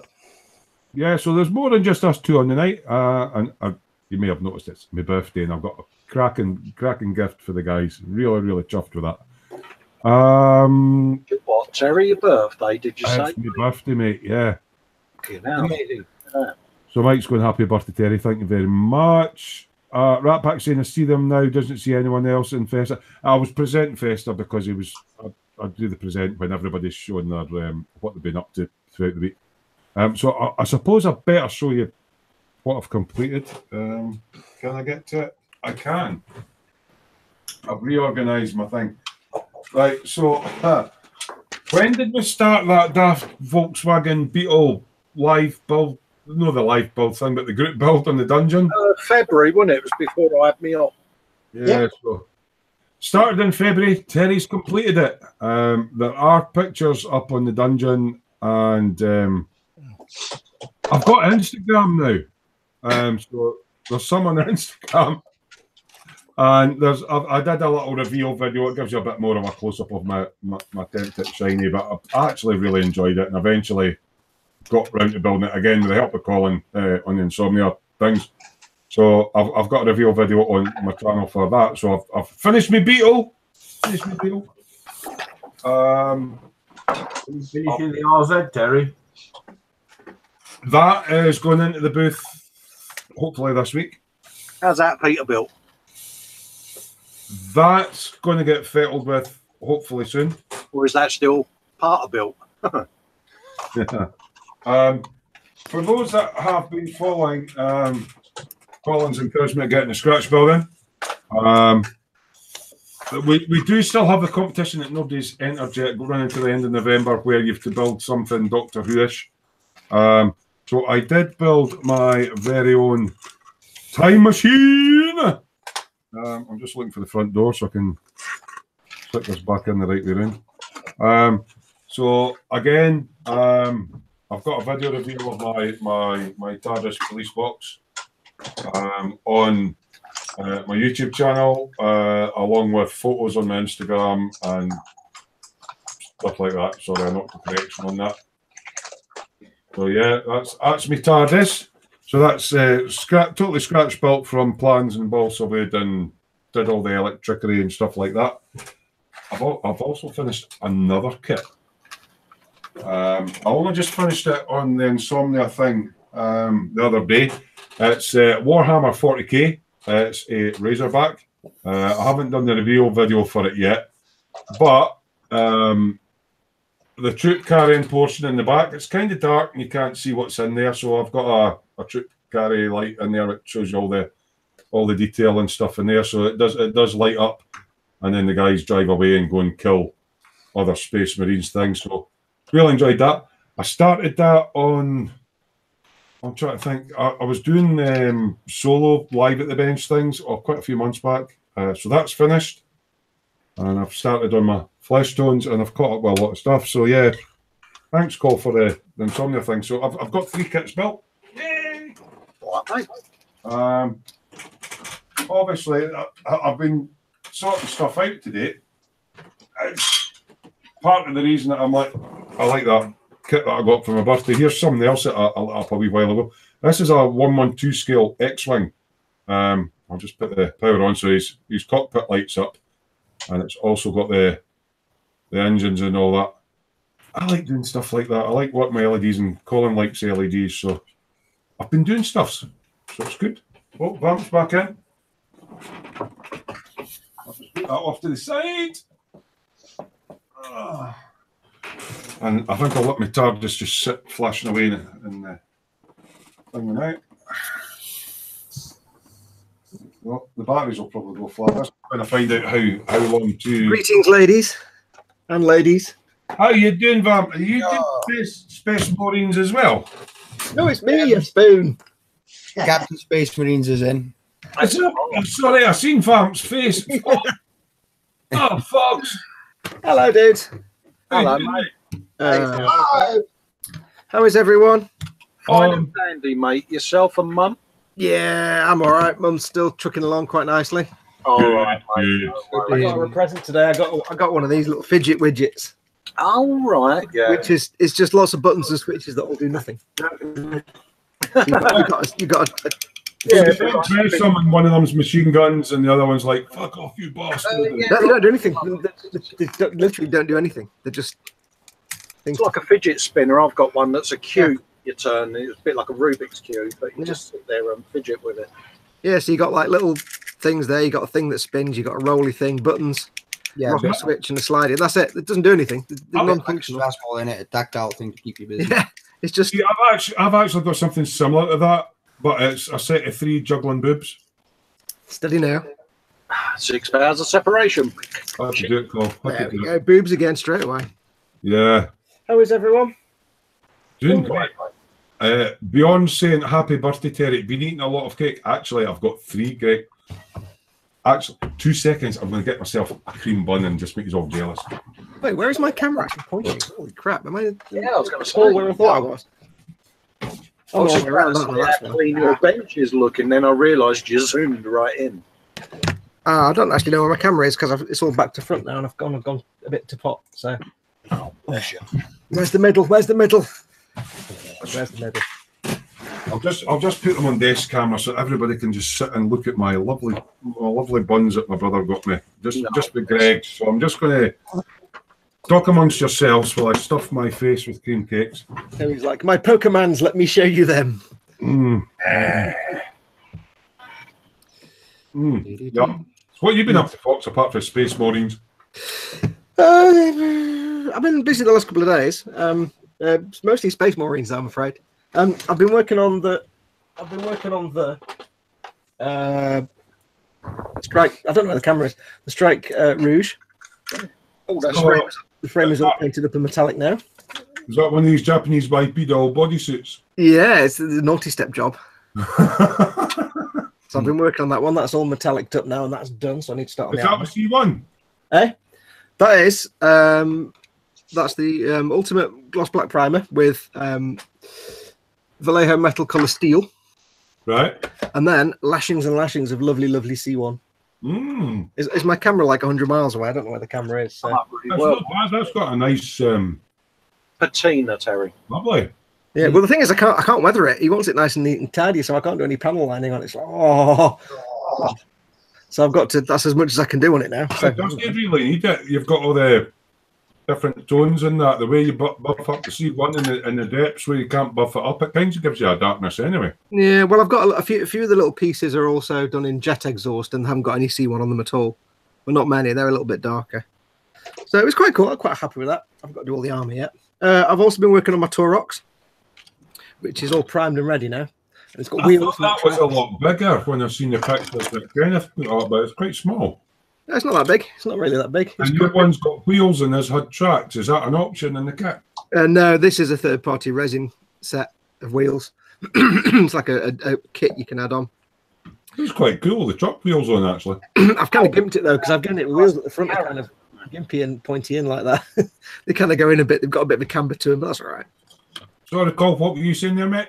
I said they had a bit of character to it, didn't they? Really? Yeah. It looks very South African now. What price is in that kit? I don't know, because this was in the start collecting set. So. Oh, really? I think I need to cough. Yeah, I had the start collecting Tempestus, Militarum Tempestus. Mm-hmm. So you get that and 10 dudes and a sergeant dude and a commissar, and they're all 50 quid. The start collecting ones.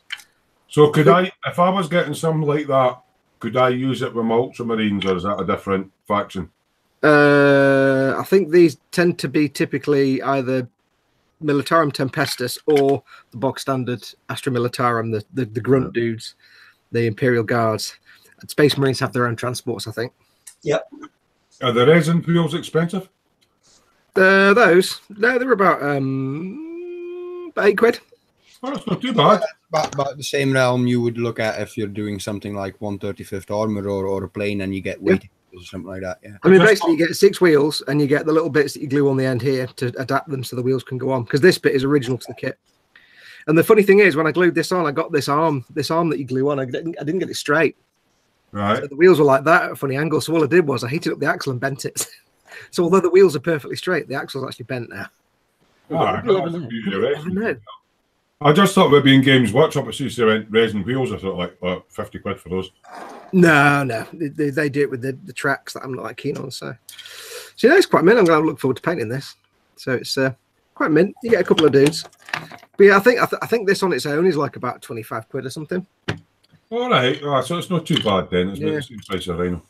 I mean, I've got to tell you, Terry. I know you're always on a hunt for a decent bargain. Mm-hmm. If you wanted to get your Warhammer stuff, those start collecting kits, they are the dogs. They are absolutely the dogs. The actual kits rather than the magazine thing. Well, no, I mean, yeah, the magazine thing's all right, but if you just want to buy kits to do, the start collecting boxes, they're always like 50 quid, and they're always like 90 quid's worth of stuff or more. So you get like one vehicle and then a pile of dudes. Yeah, you get like 10. Most of them are like 10 guys, a vehicle, and some of the bits and bobs. Apart from the Necrons, which are just a load of dudes. But yeah, they're all the start collecting ones are like 50 quid. So Imperial Guard is like 10 dudes, a sergeant, a commissar, and a tank. That's cool. And the tank itself is like 35 quid. So yeah. Just to let you know, you might not have met some of the people in the chat tonight. Obviously, you've met Sarge before, Fox. I have, not in real life. No. Hello, Sarge. I was about to say good day, but that's not American at all, is it, sir? No, just start singing "Oh Canada." It fits. Oh Canada. I don't know the rest of the words. We've also got Davey UK in with us tonight, which is a guy on the furthest left with 3 cameras. 3 cameras. How much internet does he actually have, Davey UK? I think he's actually punching some of Vamps, because that's the other gentleman that's in tonight, all the way from South Africa. Vamp, say something, wiggle your hands. You managed to get back in. I think he's frozen, mate. No, he moved a bit. Oh, that's his hands move. The only phrase I know that's anywhere relates to South Africa is a little bit of Afrikaans, and that's "Ja, bro." See, he was quoting Afrikaans the other night. It's what? He was quoting Afrikaans the other night, and Vince was saying that it's quite similar to some of the gobbledygook he speaks, because he's like multi-lingual. Dutch, Jerry. Yeah, Afrikaans is based on Dutch, I think. Yeah, Dutch with English influences. But the only thing I know is "Ja, bro," which is like saying whatever. That's the only thing I know to say in Afrikaans. My fudge You're right, I don't know. Taking a poop out his arse. I'm pooping. What? I'm just going to try and get the chat up if I can find. Oh, Muse is in. Hi, Muse. How you doing? Have you lost Vampy again? I can see his hands move occasionally, but if I click on him... He's probably on wireless. He's probably on like wireless broadband or something. Bad thunderstorms where he is at the moment, Fox, so it's kind of affecting his thing with. Muse is saying my son gave me a fidget spinner, a USB speaker. So yeah, I'm enjoying bunnage, and after I finish this bun, I'm going to have a look at Dungeon and share all the guys' work. So sticky buns. I'm just going to try and get the chat up anyway. So I've got it here. Now I've actually got a decent iPad. I feel compelled to use it as much as I possibly goddamn can. So. Good man. And a keyboard. Sunday afternoon or summer thing tomorrow. Is it one of those little Logitech keyboards that you got for it? This one, no, it's one of the little. I bought it on Amazon for like 15 quid, and it's some unknown brand. Oh, right. I bought a slightly cheaper one first. It was absolute pap, so I got a slightly more expensive one that's not pap. The one I've got is one of those Logitech thingies that it's actually a cover as well, and it's a hard rubber kind of stuff. So this is just a Bluetooth. I've got a cover on it. This is the Bluetooth. I need to change my brightness because that's actually exploding the camera, isn't it? That's not right. Fraser's asking me if I watched the video. I haven't had a chance yet, Fraser. Special grown-up time videos. He's done an animation or a cartoony type thing, and he's got a YouTube video talking about it. He's trying to find the name for the thing that he's done, so I thought we need to watch it and sort of get an idea of what he's on about. I haven't had a chance, mate. I very rarely get a chance to look at folks' videos. What's Nigel saying? Oh, he's filmed that the B-52 wing route video as we speak. He'll edit it and get it up tonight. He said get it up. He also talks about and shows you some other mods. So for those that are doing that B-52, the 172nd scale one that John was on about earlier, that doesn't fit. And Yeah, basically. Sorry, I've got a mouthful of fudge. Oh, there's one other thing I did today. I got some paint on my Mortarian. I forgot to tell you. Is that what you call it? I got a touch of paint on him. That's a Mortarian. All right, okay. Yeah. I got him some paint on him, and I got there's some little nurglings that go with him. They're adorable, so I got them paint base colours. They're tiny. Yeah, they're cute. I've got to paint like nurgling butt. Never had to paint nurgling butt before. How big's your army now? Oh God, don't know. Probably got 10 Imperial Guard, 20 odd Scions, 10 Primaris Marines, a whole waft of. Do you think if I painted my Hunter Killer tank up in Space Marine colours that it would have quite a lot of points, and I just wouldn't need any dudes, so I'll just have that? Yeah, that just completely destroyed the table. That would. It looks like it has good weaponage. Oh yeah, it's got many weaponage. Let's see what it is. What's everybody working on tonight then? Because I've only just started watching the stream, so. I'm basically getting onto flesh stones. Hey, in public and everything, kick ass. Davey's working on some really tiny tanks and half tracks. Colin's working on pie liquor, is it? Sorry, mate. You're working on pie mash and liquor at the moment? 1/8 scale bike frame. Ooh. I'm guessing that distorted voice that keeps coming through is Vamp. He's trying to talk, but unfortunately, we're only getting like intermittent voice and video. Vamp, if you can hear this, Vamp, is somebody also downloading movies and doing other things online and using up all your broadband? Or have you just ask him to turn his Pornhub off because that was or has he just got very slow broadband, or does he need to reboot his router perhaps? Like me when I started a live stream the other week and I had like 1 meg upload, I'm like, I need to reboot. We've been non-live with Vamp a few times, and his audio's usually clear. His video can be a bit stuttery because he's in South Africa, but he's got a bad thunderstorm tonight or something. Oh, okay. He's having some technological difficulties. Vincent's working on a static grass applicator. No, that's done. I'm fiddling on that bike I shouldn't be fiddling on. Ah, you're fettling on the buddy build that no one's allowed to fettle on. I'm just trying to play catch up because I went off a lot earlier than you. Yeah, Terry was doing that because apparently he couldn't get much done because he was hosting. No, it's all sitting there on sticks. I haven't even painted anything. Mrs. Vamp is in chat and she says it's the storm that keeps killing the internet and power. And the power. All right. Yes. Scale Model Muse says, just picked, he says, hang on now. He says, Nurglings are freaky and adorable at the same time. Yes, they are. Muse is actually Vamp's better half, but she's in America and he's in South Africa. So we're trying to do a crowdfund where we get them a room and a plane ticket. Get the room in the middle of the Atlantic. I believe it's cheap to stay in Micronesia at the moment. That's kind of in the middle. John's been working on a tank, a bike.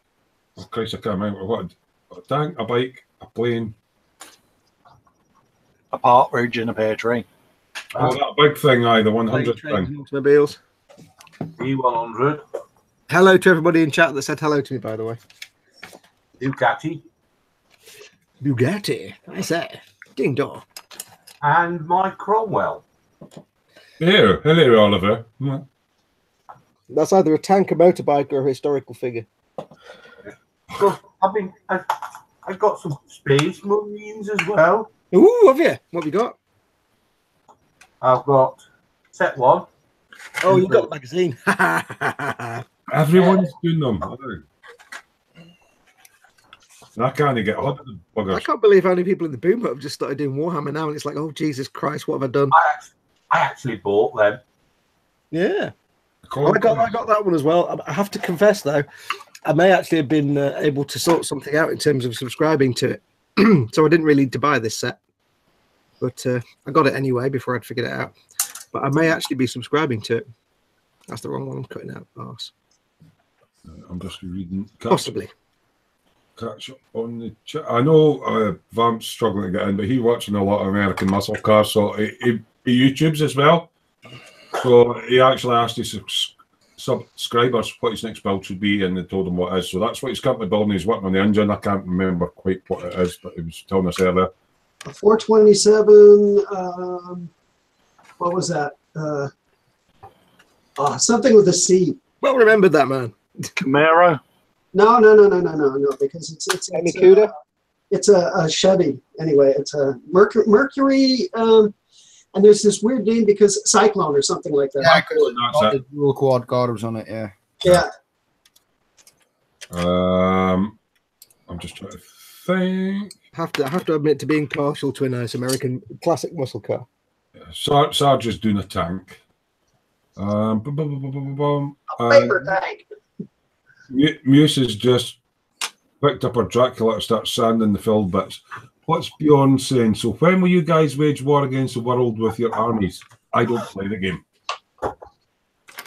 I just like painting the figures and I'm gonna head to my local Warhammer store at some point and play, but unfortunately all the ones I've painted so far are all the ones I don't have a codex for. Go! I'm just going to present Vamp up because he's just showed us the box that he's working on. That's the car that he's working on. Oh, it's a what do we call it? Thingy Hornet? No, not Hornet. Comet thing. Yeah, it's American and it's got a V8 in it. And late 60s muscle car. It was a. It's not a GTO though. It's not. It's not. Oh man. Corvette. Like a muscle car, but it was before all the big fins and curves muscle cars, wasn't it? No, it's after. After that. Is it? Yeah. Am I thinking of a different thing altogether? Yeah. Probably. Am I thinking of the B? I'm thinking of the B, aren't I? Yeah. It's not the B, is it? No. No, God damn it. I haven't got a clue when it comes to American muscle cars. I just like a lot of the 40s and 50s cars. Ah, yeah, that's not muscle car. Yeah. Give me a 1970. 65 Mercury Cyclone A. There we go. FX. I remember going to. I've always liked muscle cars, and I went to a car show once about 4 or 5 years ago when I was working in detailing. And for the first time in my life, I actually got to see a Plymouth Hemi Cuda in real life, in the lime green with the stripe, with the split stripe down the side. I'm pretty sure. And it had the air grabber on the bonnet and everything. And I may have done a little bit of a sex wee. It was amazing. Yeah, Vamp's saying that's a NASCAR, but I'm pretty sure he's done a Hemi kit. Stuff up in the dungeon, I can't mind, but yeah. Muse is asking if that Mike Hornsey is asking Muse if that Dracula she's doing is a glow in the dark kit. Now I'm just trying to think. John did a Dracula. Was that the old glow in the dark kit you did? Yeah. That one. Where's his head going? Yeah. So it's a glow in the dark kit, but you've just painted out it. Yeah, I just assembled it and primed it, and it's got oil paints on it at the minute drying. All right. Tune in about 3 weeks. Been doing some work on his head and his hands. You need a hands. I was talking about that crowdfunding thing to get Muse a plane ticket and a hotel room, and she's also saying she'll need a passport as well. So yeah, it's going to be a big crowdfund. Our room is your stream room. Ew. And Muse is going at Foxy. It's your fault that she bought Warhammer. I think everybody's kind of giving excellent Warhammer thing a go. I don't know how I've done it because like I didn't get everyone into making Gunpla, but now I've suddenly got everyone into wearing Warhammer. I don't get how it worked. Oh, 5 minutes. He said it. He said the G word. In part 3, you get 6 Space Marines revivers and a block of lead paint. Yeah. A lead belcher. Yeah, lead belcher. Makes it worth it. I mean, I'm trying to remind folks, how much do you pay for a pot of that Citadel paint? Is it about £3? Yeah, it's about it's £2 something. The thing is, I mean, I bought this part 3 and it was $7.99. Mm-hmm. The pack of 3 Reavers is a tenner. Is it? And the paint is, let's say, £3. Oh, so it is value for money then. Yeah, and then the next one is if you subscribe, it's free, but the next one is another $7.99, and you get 6 Poxwalkers, which I think is about a tenner again. And then I don't know if you get a paint with it though. So I think it works out. Magazine, or is it one a month? It's like the D'Agostino ones. It's 4 a month, so you get like if you've subscribed, you get like 4 all in one go. So you're almost like 36 quid a month. Yeah. Part 4, you get the 6 Death Guard box walkers. Bugman's glow paint for the eyes. Part 5, you get. It's an exclusive figure, I think, in 5.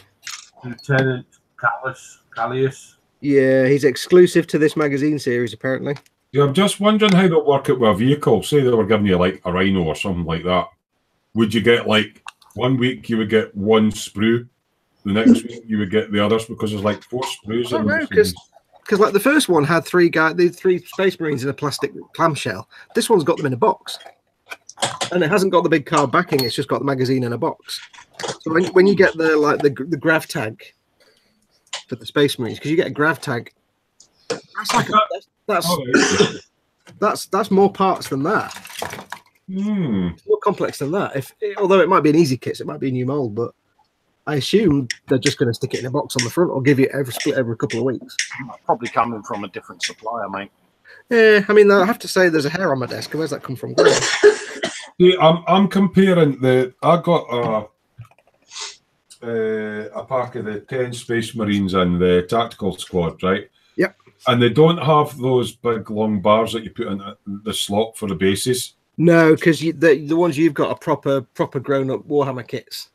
They're multi-pose. These are mono-pose. They're called easy to build. They're more for kids. They're just like there's only like one arm, another arm, the front. Because we were talking to somebody the other day, and they were saying actually a lot of the new box kits are coming like that. It's the stuff, the things like the beginner things like the First Strike, which is for beginners. Anything that's designed as an introduction to Warhammer, like some of the box sets that are kind of aimed at the younger builder. They kind of have the easy to build figures in because then they're better for the kids to build. And when they get them hooked, then they can start buying the proper figures. They can do all the arms in different poses and swap. So there is a difference between what I would call the proper figures and what these ones are coming out. So the magazines are probably all the easy to build stuff.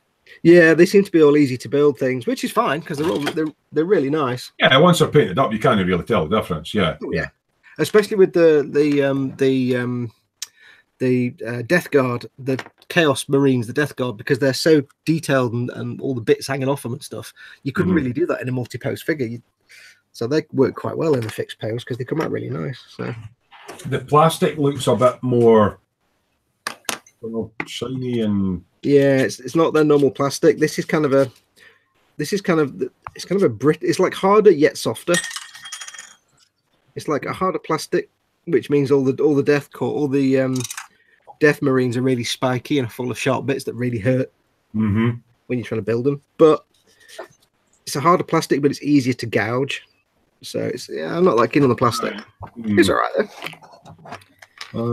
What's Bjorn saying? Also, for those who make dioramas with water or small ponds, the AK water resin 180ml were really nice. Yeah, but it's pricey. You can buy clear casting resin. I mean, I know Vince got some resin, the clear resin, the thing, and it wasn't nowhere near that price, and you get a lot more.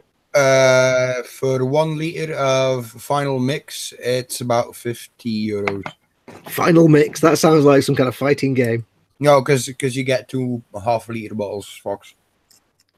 No, I mean it sounds like a kind of fighting game. SNK versus Capcom final mix. AK water resin, because I was looking at new models and I thought it was a bit pricey for all that you get, because it's like 180ml of resin and 180ml of hardener, and it's like quite pricey when you're making ponds. Right, chats a little bit. Oh, actually, I missed a question from Fraser Green there. Fox, do you have an Abaddon model? Abaddon, what do you call it? No. See, Abaddon's in one of my games, and he's like a boss monster. Like this guy. This guy is. He's a Primarch. He is one of the Emperor's sons, who then went off and got taken over by Chaos and Nurgle and became a bad guy. He's quite steampunky. He's got like goggles hanging out his face, and Yeah, he's one of the Primarchs. So he's a Chaos Primarch. He's a Nurgle Primarch. He's a bad guy. Right. But Abaddon is just a normal. He's like a normal dude who got corrupted by Chaos and became like a not a Primarch, but he's like a named kind of big. He's supposed to be this all-powerful kind of evil Space Marine kind of leader, but turns out he's not actually that impressive. Right. Abaddon the big spoiler, apparently, he's called. He's not a Primarch. He's just like a. He's like a. I don't know. How somebody in chat tell me the word. I can't think of the word. Right. What I'm going to do, I'm going to quickly go to the toilet for a quick pee, and then I'm going to go and do the dungeon section and review what all you lovely guys in the chat have been posting up of your works in progress and your finished models and that. So it's a quick 2-minute warning that I'm going on to the dungeon. So if you haven't posted up, put your company on, get it on the dungeon just now, and I'll be back in 2 seconds. If somebody could just keep an eye on the chat for me. Yep. Okay, I'll be back in 2 seconds. Everybody's blaming me for making Warhammer. I don't know why it's suddenly taken off though. It's not like everybody started making Gunpla when I started doing Gunpla. So cool.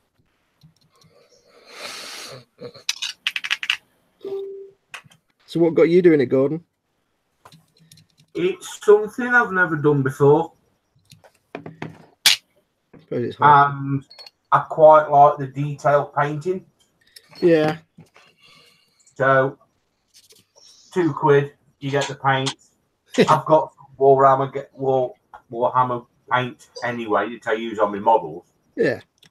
And I thought, well, yeah, I'll give it a go. And I quite like them.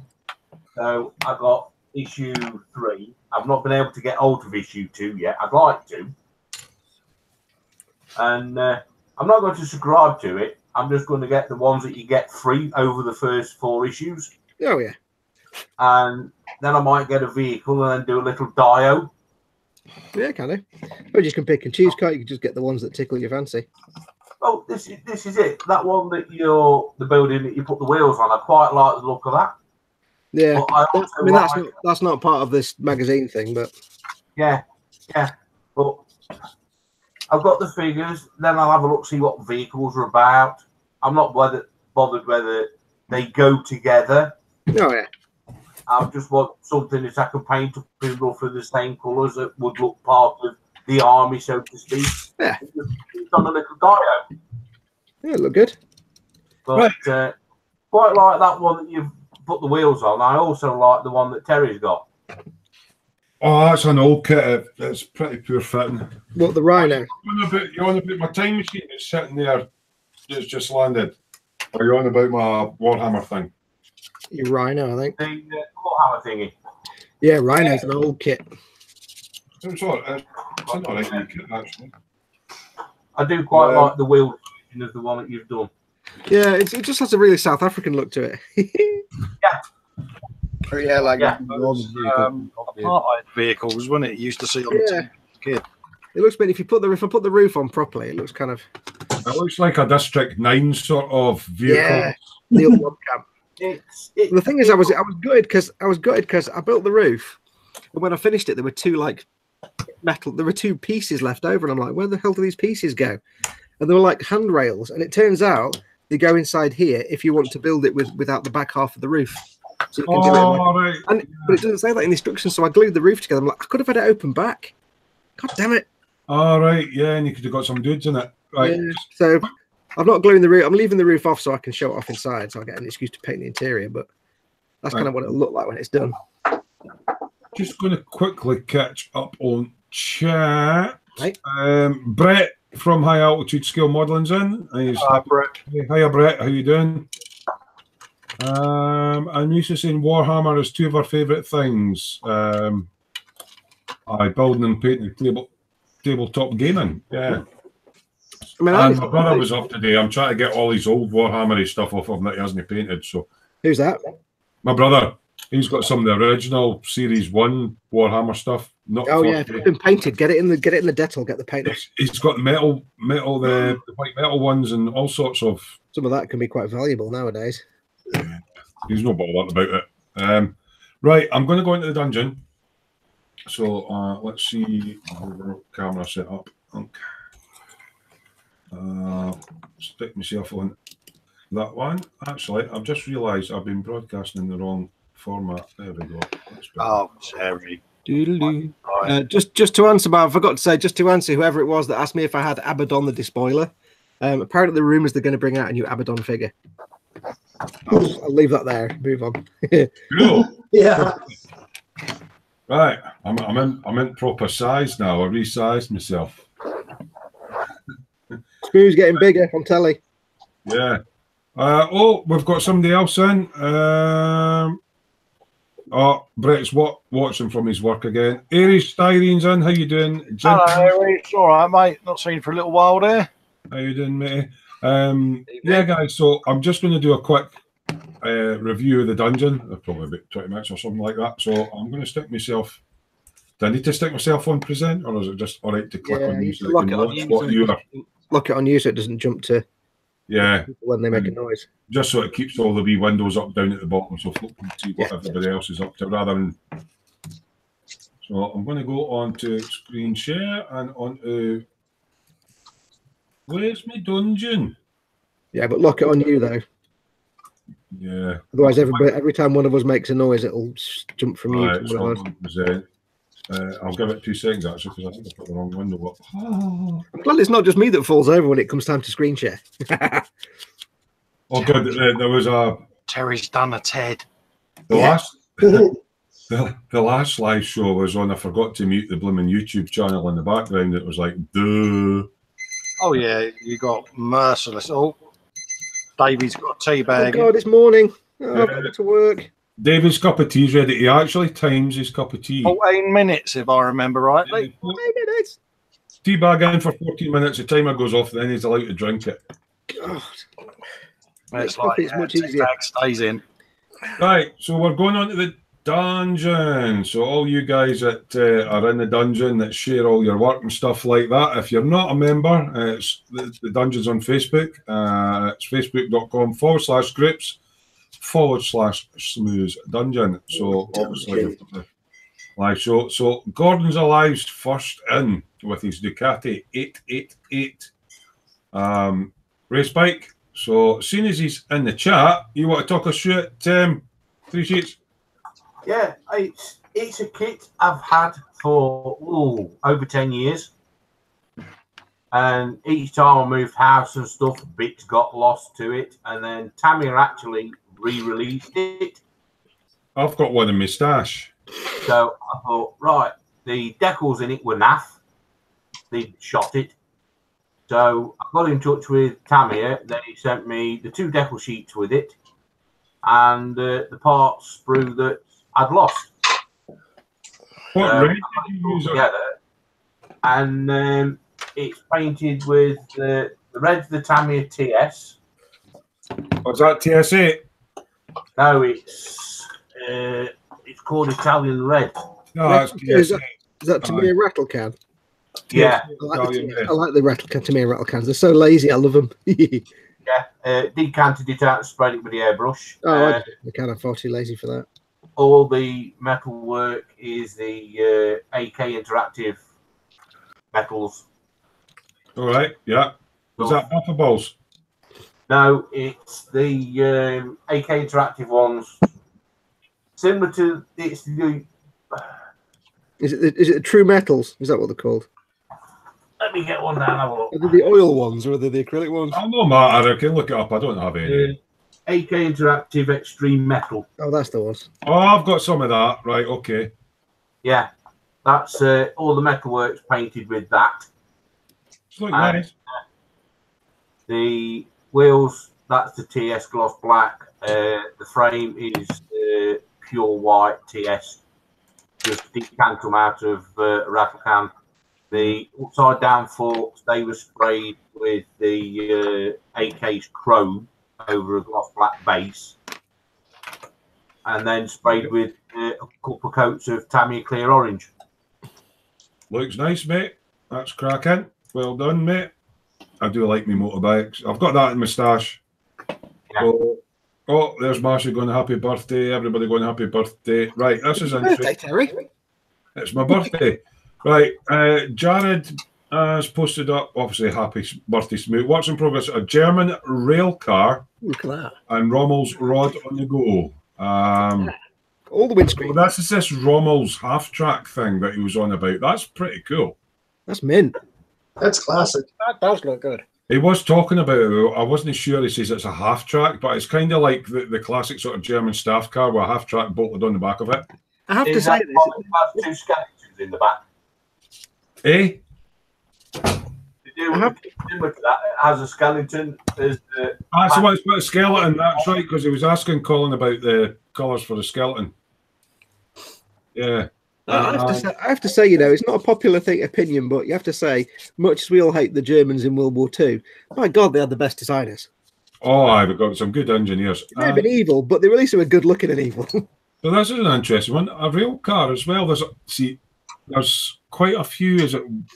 I can't mind the scale, but it's a lot of locomotives in that coming out now that are sparking my interest because it's a bit different. But that's just a rail car. But I do like that Rommel's half-track thing. That's really cool. So it's nice to actually see it in the flesh because Jared was talking about it and I couldn't quite picture what he was on about. Oh, there's another one for John. Right, we're not going to all the paints that you used on it, but that's your Cromwell. That's the Cromwell I was working on the other night in the... yeah. What's the camouflage netting made out of, dude? It's actually a resin turret. Oh, is it? Okay. Resin barrel and a resin piece for the front. Cool. I thought maybe you'd scratched the netting. I was hoping it might be something I can reproduce. I have actually done it. I've used medical gauze and then thin strips of medical tape. Cool. Awesome. So you've added a lot of storage and stuff onto it, obviously, to make it. I've just got to finish weathering the actual tank itself. Put some dust, some mud, and stuff on it. Then that will tone down the camouflage netting. That's quite tight because I've got some. It's actually ship's rigging that they use on the wooden kits. Cool.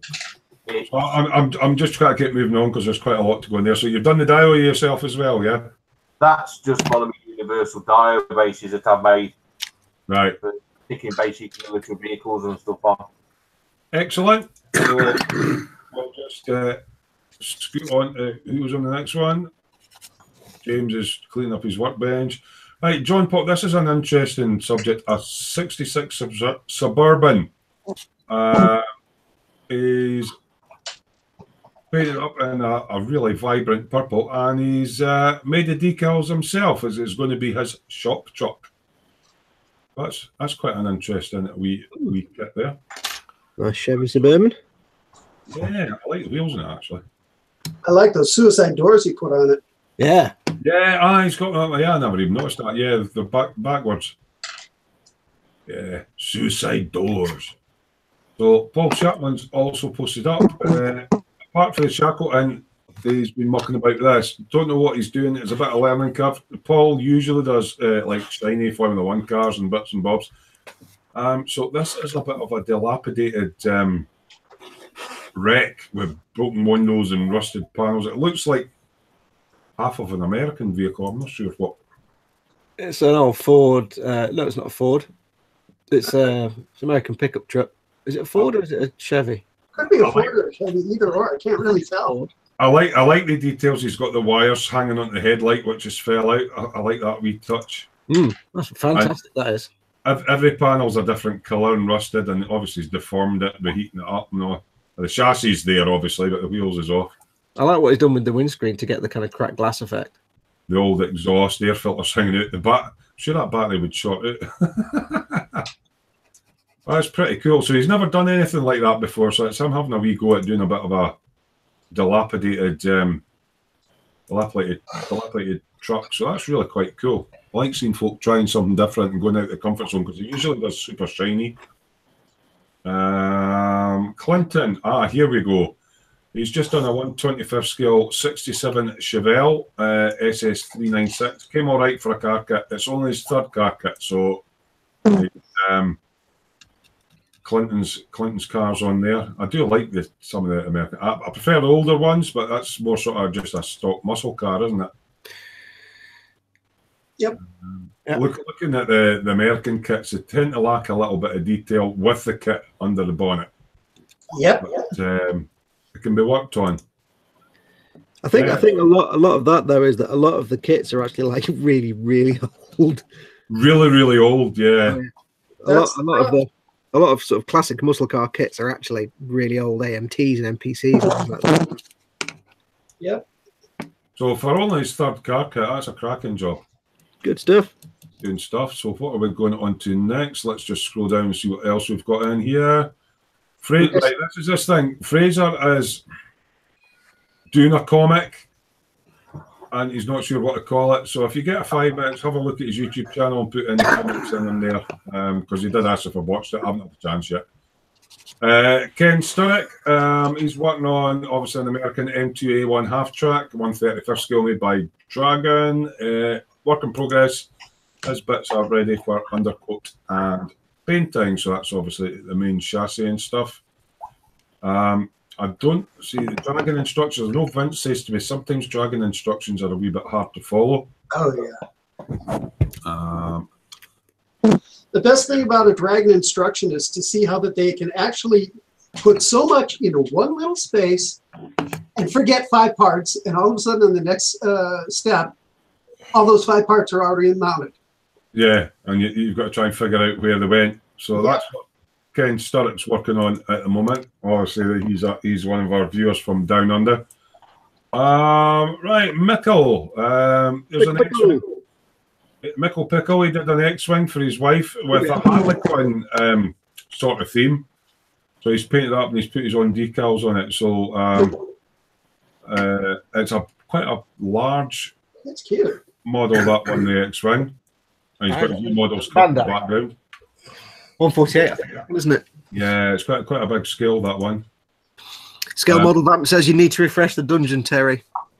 I will do once I run through the current. I'll do a refresh. Mickle Pickle says that other one was a 50 model Ford. Right. I think Mickle said this one came with a lighting kit in it. Yes, it does, the Bandai one. I think it's got the opening wings as well. Yeah. I'm doing that with my hand, I don't know why. So he's done the Harlequin sort of theme on the pilot. And he also done his own decal with the Harlequin sitting on the nose. So it's his own sort of nose art. If I remember rightly, he used nail decals. Ah, right, similar to what I did on my Beetle Eye, because you can see the Harlequin on the wings and everything like that. I think they were like nail art decals. I think he said he wasn't that impressed with them because they're a bit transparent. Ah, right, okay. I suppose they're not really designed to go onto X-Wings. Looks good though. My ones were all right, my smiley faces, but they were a bit thick, so when you try to cover them with lacquer, it's a bit awkward. Yeah, I was going to get some Hello Kitty ones for my Fuchs APC, but I never got around to that. Philip Ram's car seemingly won sell a Dalek. I don't know what scale this one will be, but John's probably built it. An Airfix kit, Daleks in Manhattan. These things. I've got that kitty. Let's see it.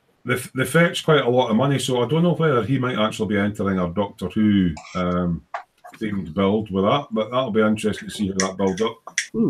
That's that big one that you showed me, isn't it? Yeah, it's actually got lights and sound in it. The Daleks talk and the lights flash. Wait, Airfix did it kit with lights and stuff? Yeah. Philip Ram's car has been working on a 1/72 scale trumpeter TU16 Badger, and he's put some lights into it. Oh, here we go. What did he put into it?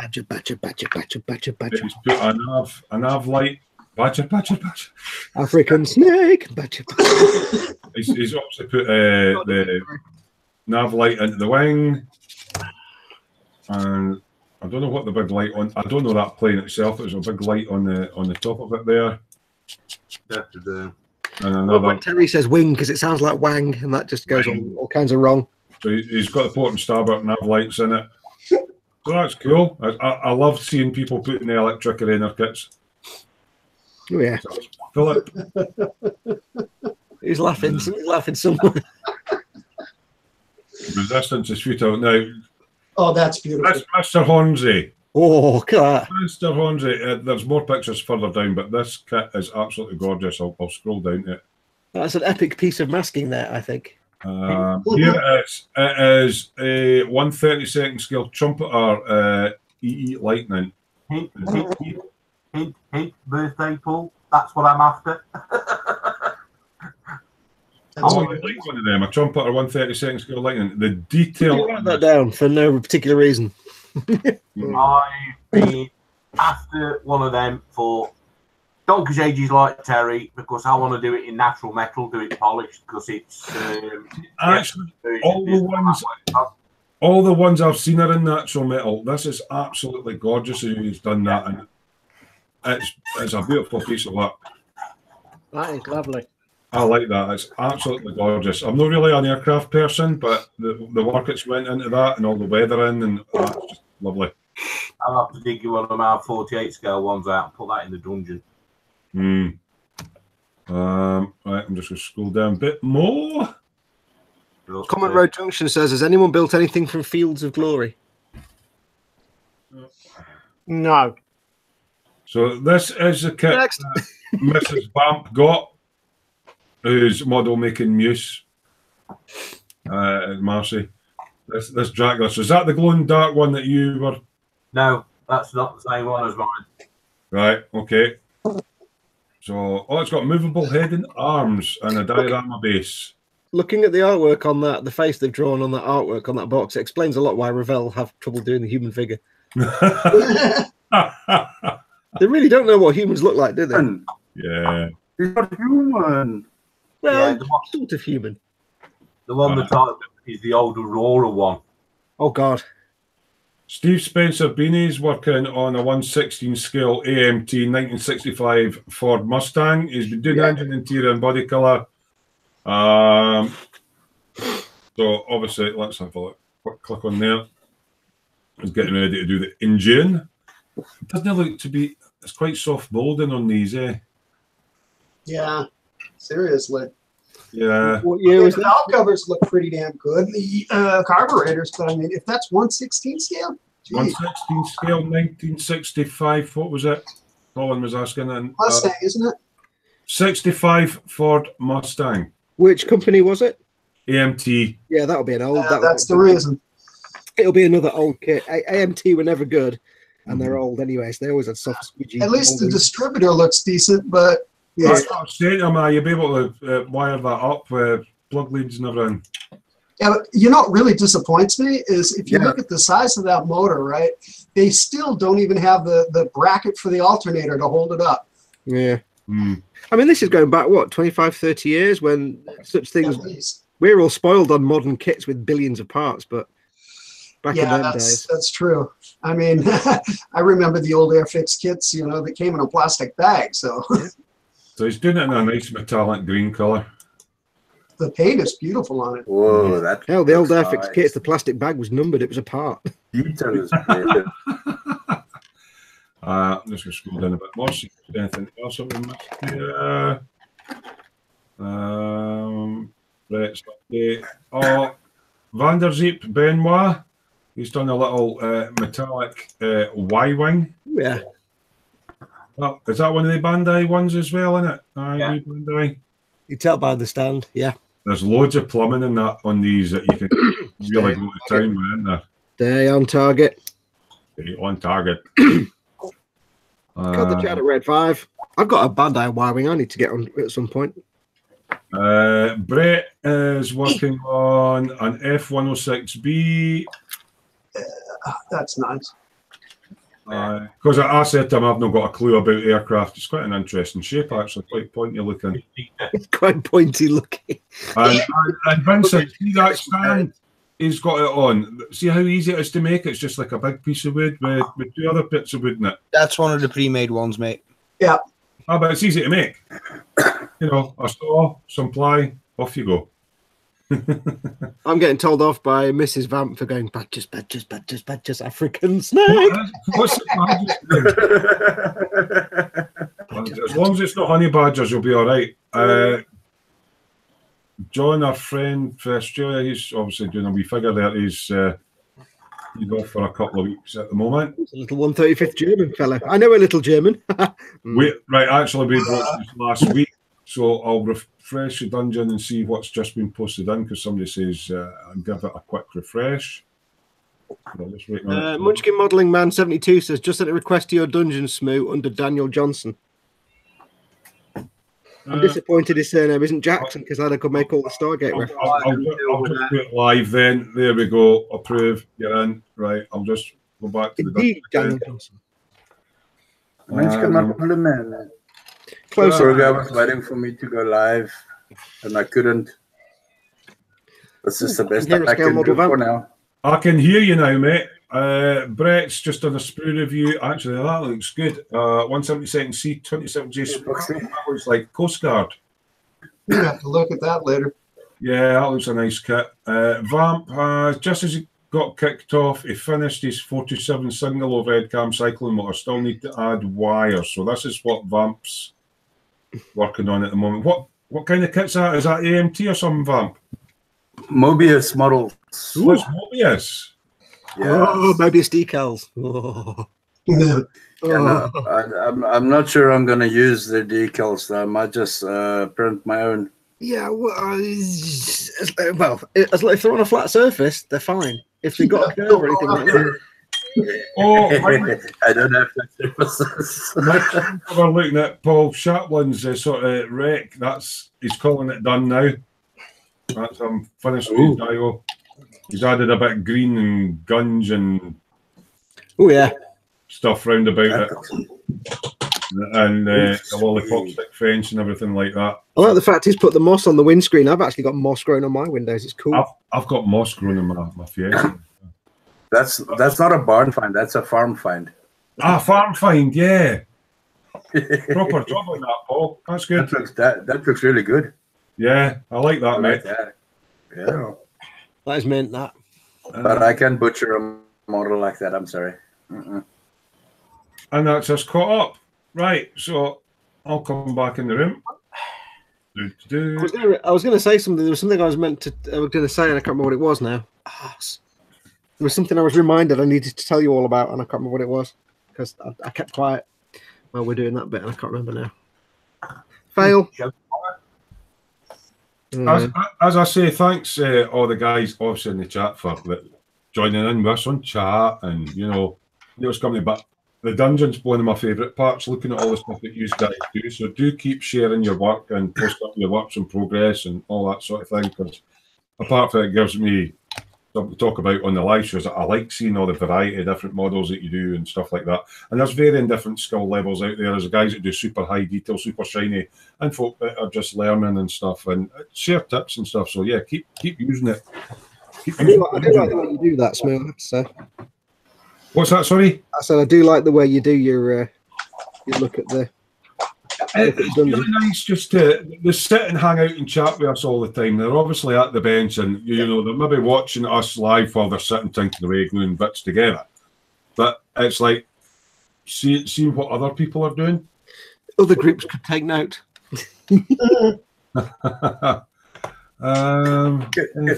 I say something quickly? Yes, you certainly can, mate. Yeah. It's Daniel Munchkin. He's actually waiting to do my live subscriber, but it won't be happening with my laptop. As you guys have seen previously, the laptop still is not 100%. It's really breaking up on your audio. You were mentioning something about Munchkin. We got the first word. And that's pretty much all I picked up, mate. I will be doing stuff on Tuesdays and Thursday evenings. Oh, so you got to do your sort of live builds on Tuesday and Thursday evenings then? Yeah, must watch out for that because I know he's been watching and waiting for me to do it live tonight, but unfortunately I've had the bad weather and my laptop still is not set in. Yeah, you mentioned briefly, so you've asked your subscribers to pick a build, and you're going to work on the subscribers build, so you're going to be airing them on your YouTube channel on a Tuesday and a Thursday night, and that's a subscribers build. Does it have a pitch up right? Just stick your thumb up if it's a yes. Yes, it's a yes. Yes, it's a yes. So Munchkin's saying, yeah, I'll keep an eye out and an ear out for that vamp, yeah. It's almost like he's really, really far away or something, isn't it? That would be an ecumenical matter. Yes. Yeah, so what? Aye, the Badgers. You kind of said it while I was in the dungeon, and I was like, yeah, Badger. What is that? Do you not remember? Badger, You need to go onto Google and just type in Badger. Oh yeah, I've just fallen in and got wet as well. Yeah. Fell in and got wet.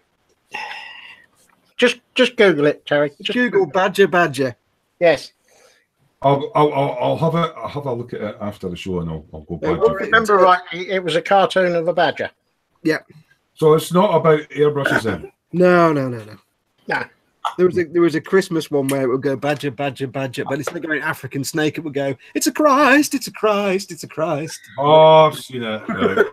It's that kind of nonsense. In fact, if you can't really find it anymore, but if you like just silly internet nonsense, go and look for all the original Weeble and Bob cartoons, because they are hilarious. But they're all kind of in different places now. They're all over the place. But the original Weeble and Bob they're just hilarious little cartoons.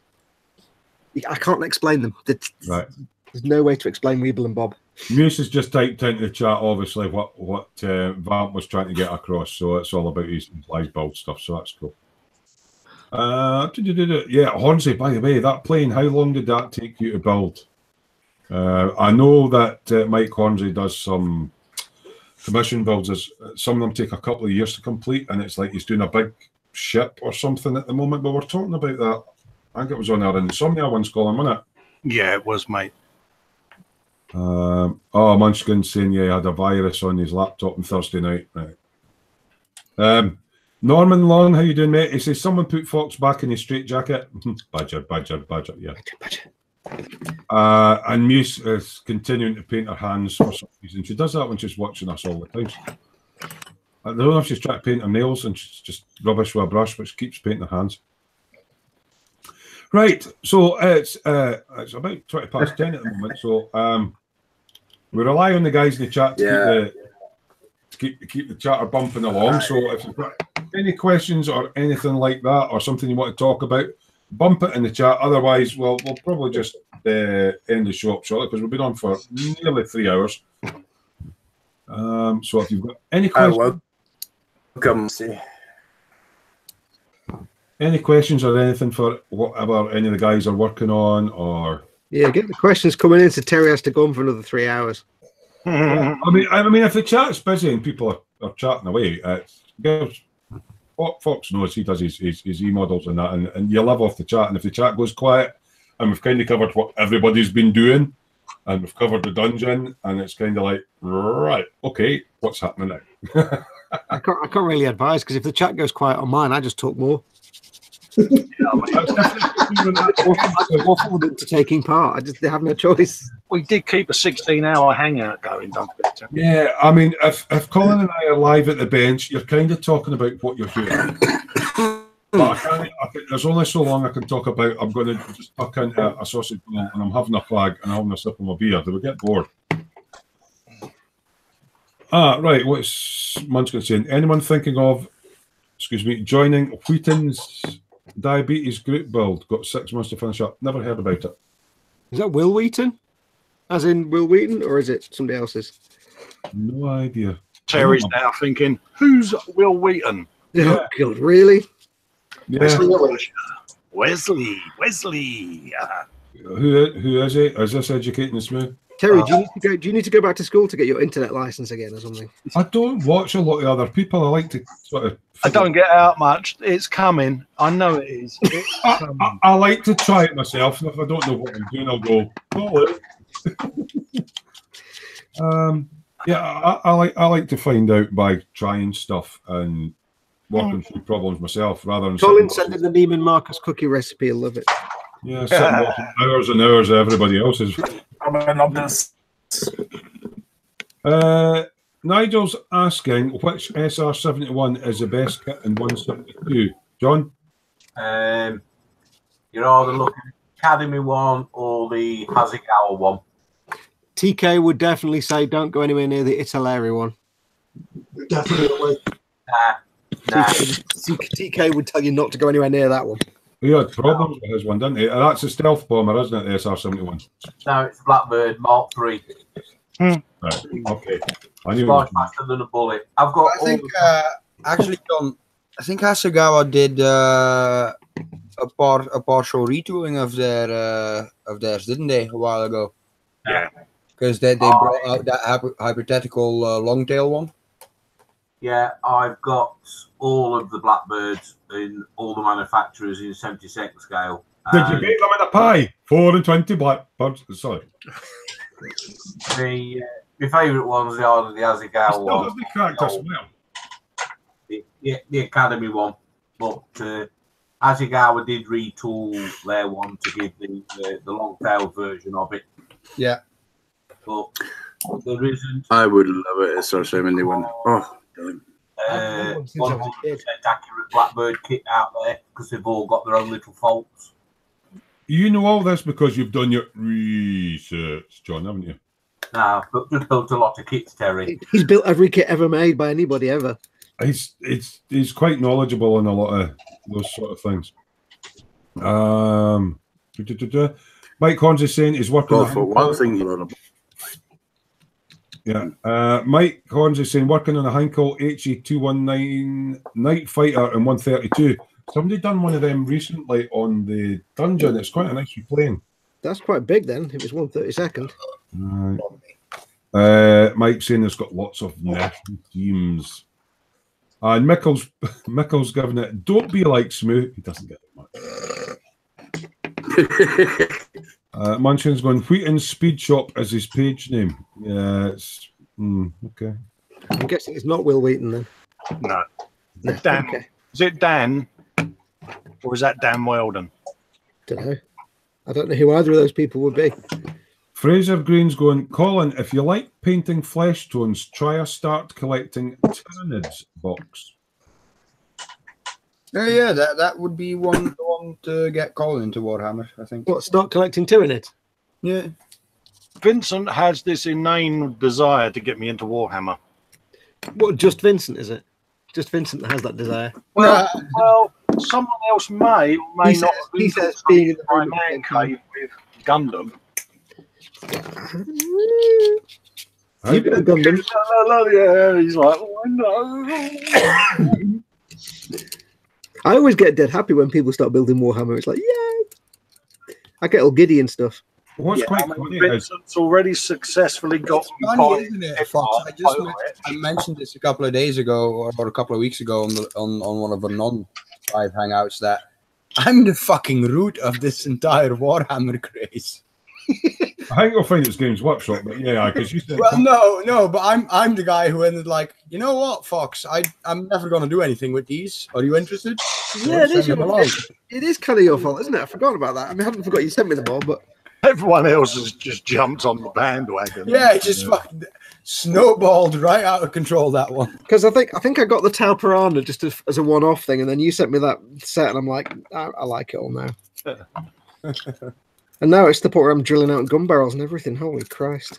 Aye, but it's quite relaxing sitting painting figures, whether it be Warhammer 40k or like you know flesh tones or busts or predators like what Colin did, and stuff like that. You know, it's just nice to get a paint. With Ed's head shot up off of his pillow, and he's gone. Did someone just say flesh tones? Flesh tones. I mean, the thing I would say to anybody is the thing I found. And probably the reason I latched onto the Warhammers is more just that I was kind of getting bored because of like using airbrushes and stuff because it's hard. I used to do all my bikes with brush, and I used to rattle can what Colin calls all the tins, all like the tank and the fairings and yeah. pods and all that. And then when I eventually got an airbrush, it's great for doing all the tanks and all that because I decant all my cans now and my paint goes a lot further. I still find that it's easier on bike build paintbrushing it than airbrushing because it's easier to detail paint all the things in than it is to mask everything off. And it's just a faff doing it with an airbrush. So as far as bike builds goes, there's still quite a bit of brush painting involved in it, eh, Cole? Yeah. Oh, absolutely, mate. Well, I mean, I hadn't really done brush painting for, since I was a kid, because I hadn't built kits that really suggested that brush painting was something you wanted to do until I built that first Warhammer kit where it's like you do it with brush painting, and it woke me up to brush painting with good paints, and that just kind of I was getting into a rut. I was getting bored of building models, and it just kind of pulled me straight back out of it. So I always say to people, if you're in a rut and you're getting bored, just go and get something and brush paint it. Yeah. Plus, I think you'll have a surprising amount of fun with that Panther for the exact same reason, because a lot of that interior is going to be done with the brush. Oh, you guarantee I'll be doing minimal airbrushing. I mean, I'll be doing minimal airbrushing when I do my big Caesar. That'll be all brush painted. Yeah, just like do your base color and then everything else with brush. Oh yeah, That's but it's like it's almost like it kind of reinvigorated my passion for all this. If anybody's in a rut and they're bored, just get yourself for something simple and brush paint it. Don't even think about using an airbrush. There's a lot of different skills in using hairy stick or brush painting because you've got like your standard detail painting. You've got, using a wet palette, wet blending, that's kind of the misconception. Yeah, that's kind of the misconception with armor building as well, isn't it? Where it's just like, oh yeah, you stick it together, get your airbrush out, paint it, and done. Bullshit.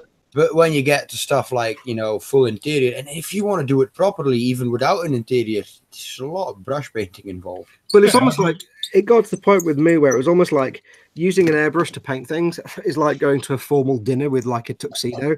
That's why I've got so brush painting is going to a takeaway and sitting there in your shitty pants and just having as many shitty burgers as you can eat. I dare talk about shitty pants. That's for another episode. That. But yeah, it's just like brush painting is like a kind of informal way of doing it, and it's just fun. Yeah, I really enjoy the brush painting. It's kind of why I've not done really the naughty step models for a while, because I kind of got bored of doing them. I got into Warhammer not because of the subject, because I'm enjoying the painting. You can brush paint them as well, though, can't you? Really? Yeah, you can. Well, I will be on my Caesarby, but it's just like I don't know. Brush painting feels more creative to me than. I've still got to paint mine, and it's like. Very good, Eddie. Oh, what's Vamp? Oh, Vamp's showing us a little bit of flesh tone there. That's one of those Matchbox. Is it no Matchbox? Master box. Master box. Oh yeah, one of the little 1/24th. Yeah. She's bending over the engine with her spanner out. That's a fine set of gams if ever I saw one. Those muscles, man. Gluteus Maximus, yeah. Yeah, they're cool. It is a gluteus, and it is pretty much Maximus. Oh no, Michael Pickle's going. Don't get Smoo talking about shitty pants. Yeah, that was the underpants edition of Insomnia, wasn't it? Yeah. I actually meant to say scruffy. I don't know why shitty came out. I meant to say scruffy. Perhaps you was thinking of the underpants. Underpants.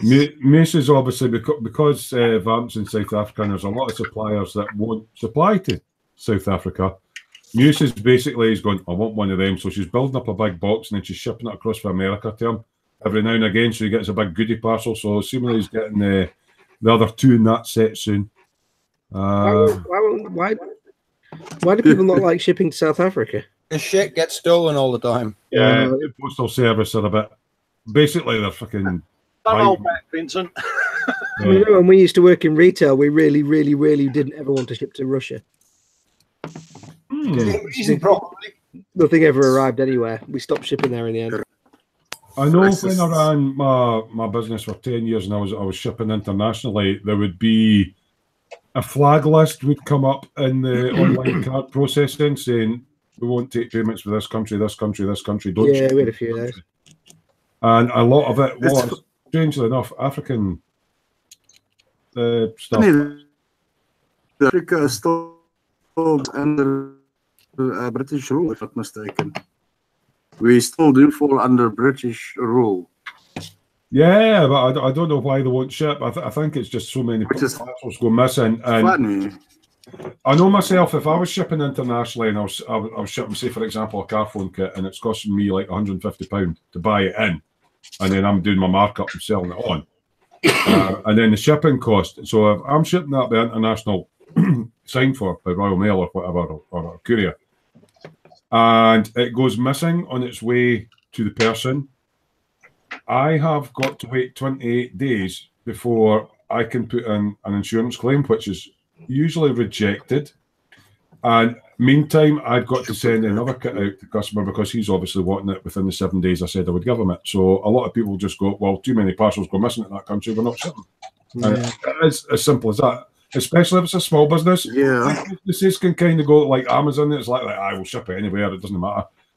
A small businessman will lose £150, you know. Barely ships to South Africa. Yeah. So anyway, guys, my post office is my post office is Muse. Because everything she sends, I do get. Right, so you tell her what you want. I do get everything that Muse sends. I haven't received Foxy stickers yet. They were sent ages ago. And he sent those about 2 months ago already. And that was literally stickers in an envelope. So that. Yeah, I've seen your postman with them. He's got them stuck onto his satchel. Drop me a mail. I'll send you some more. Yeah, I might end up with a few extra stickers actually after my birthday. Is it your birthday, Smoo? It's actually my birthday. Oh, it's nearly over now. Quiet, isn't he, mate? I know. I never would have known that. Right, guys. I think we've had a good crack at the whip for the night. Will we'll close it for the evening on a. Is Terry doing his whip thing again? Sounds like it. Evening, so I can get some food, and wind down for a bit. Is that all right, or is anybody want to say anything and not had a chance to have a wee chat about tonight? Or that would be an ecumenical matter. Yeah, we've had a good crack out. We've been on for a good 3 hours. Yeah, no worries. Oh, close it down. Thanks everybody for their happy birthday wishes and everything. Again, thank you very much for joining in on the live streams and our impromptu live streams and everything. I'll do a wee plug. Fox Warhammer Sunday on tomorrow at 3 p.m. Oh, thank you very much. Yeah. Good job you reminded me. And obviously, you'll see the likes of him and Chris and possibly Ted on the E-Models stream on the Monday night. So I think from all of us here, until obviously Colin and myself or whatever do another Insomnia, we will be on next Saturday. We were doing fortnightly, so this is what we would call a normal Saturday night live show where we sit and discuss what everybody's done. Next Saturday, we'll put on a show, but it might be more orientated at a live at the bench type thing. So it'll be heads down watching what we're building. And then that'll probably be on Colin's channel over at Festy 67's Workshop. So make sure you're subbed to his as well, because the impromptu live shows will either pop up on mine if I've got a template ready, or they'll pop up in Colin's, and we're alternating it between Festy 67's and Smooth's Workshop. So make sure you're subbed to both of them. So yeah, we're going to do a week about. We're going to do a live show in the same format as what we're doing tonight. Obviously, it won't be my birthday every Saturday. But did I mention it was my birthday? No. So we'll kind of do like a normal Saturday night live like this, where we'll review the dungeon and all that sort of thing, and sit and have a giggle and a laugh for you guys. And then the following Saturday, it will be a live at the bench at Collins. And the following Saturday, it will be back to, and we'll just rotate it like that. So there will be a show on every Saturday, but it won't always be on the format that we've done tonight. So hopefully that works out for you guys, and then at least every Saturday night there's something on. I thought I took a while to do a wrap up. Jesus.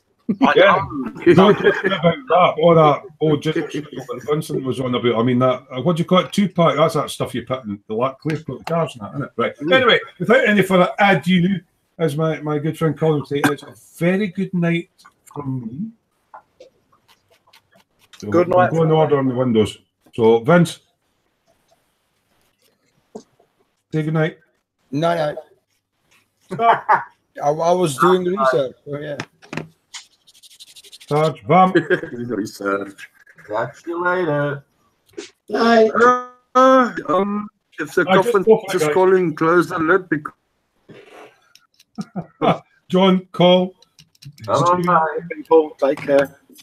Hey, good night. Catch you up, right? Good night, Who's guys. won?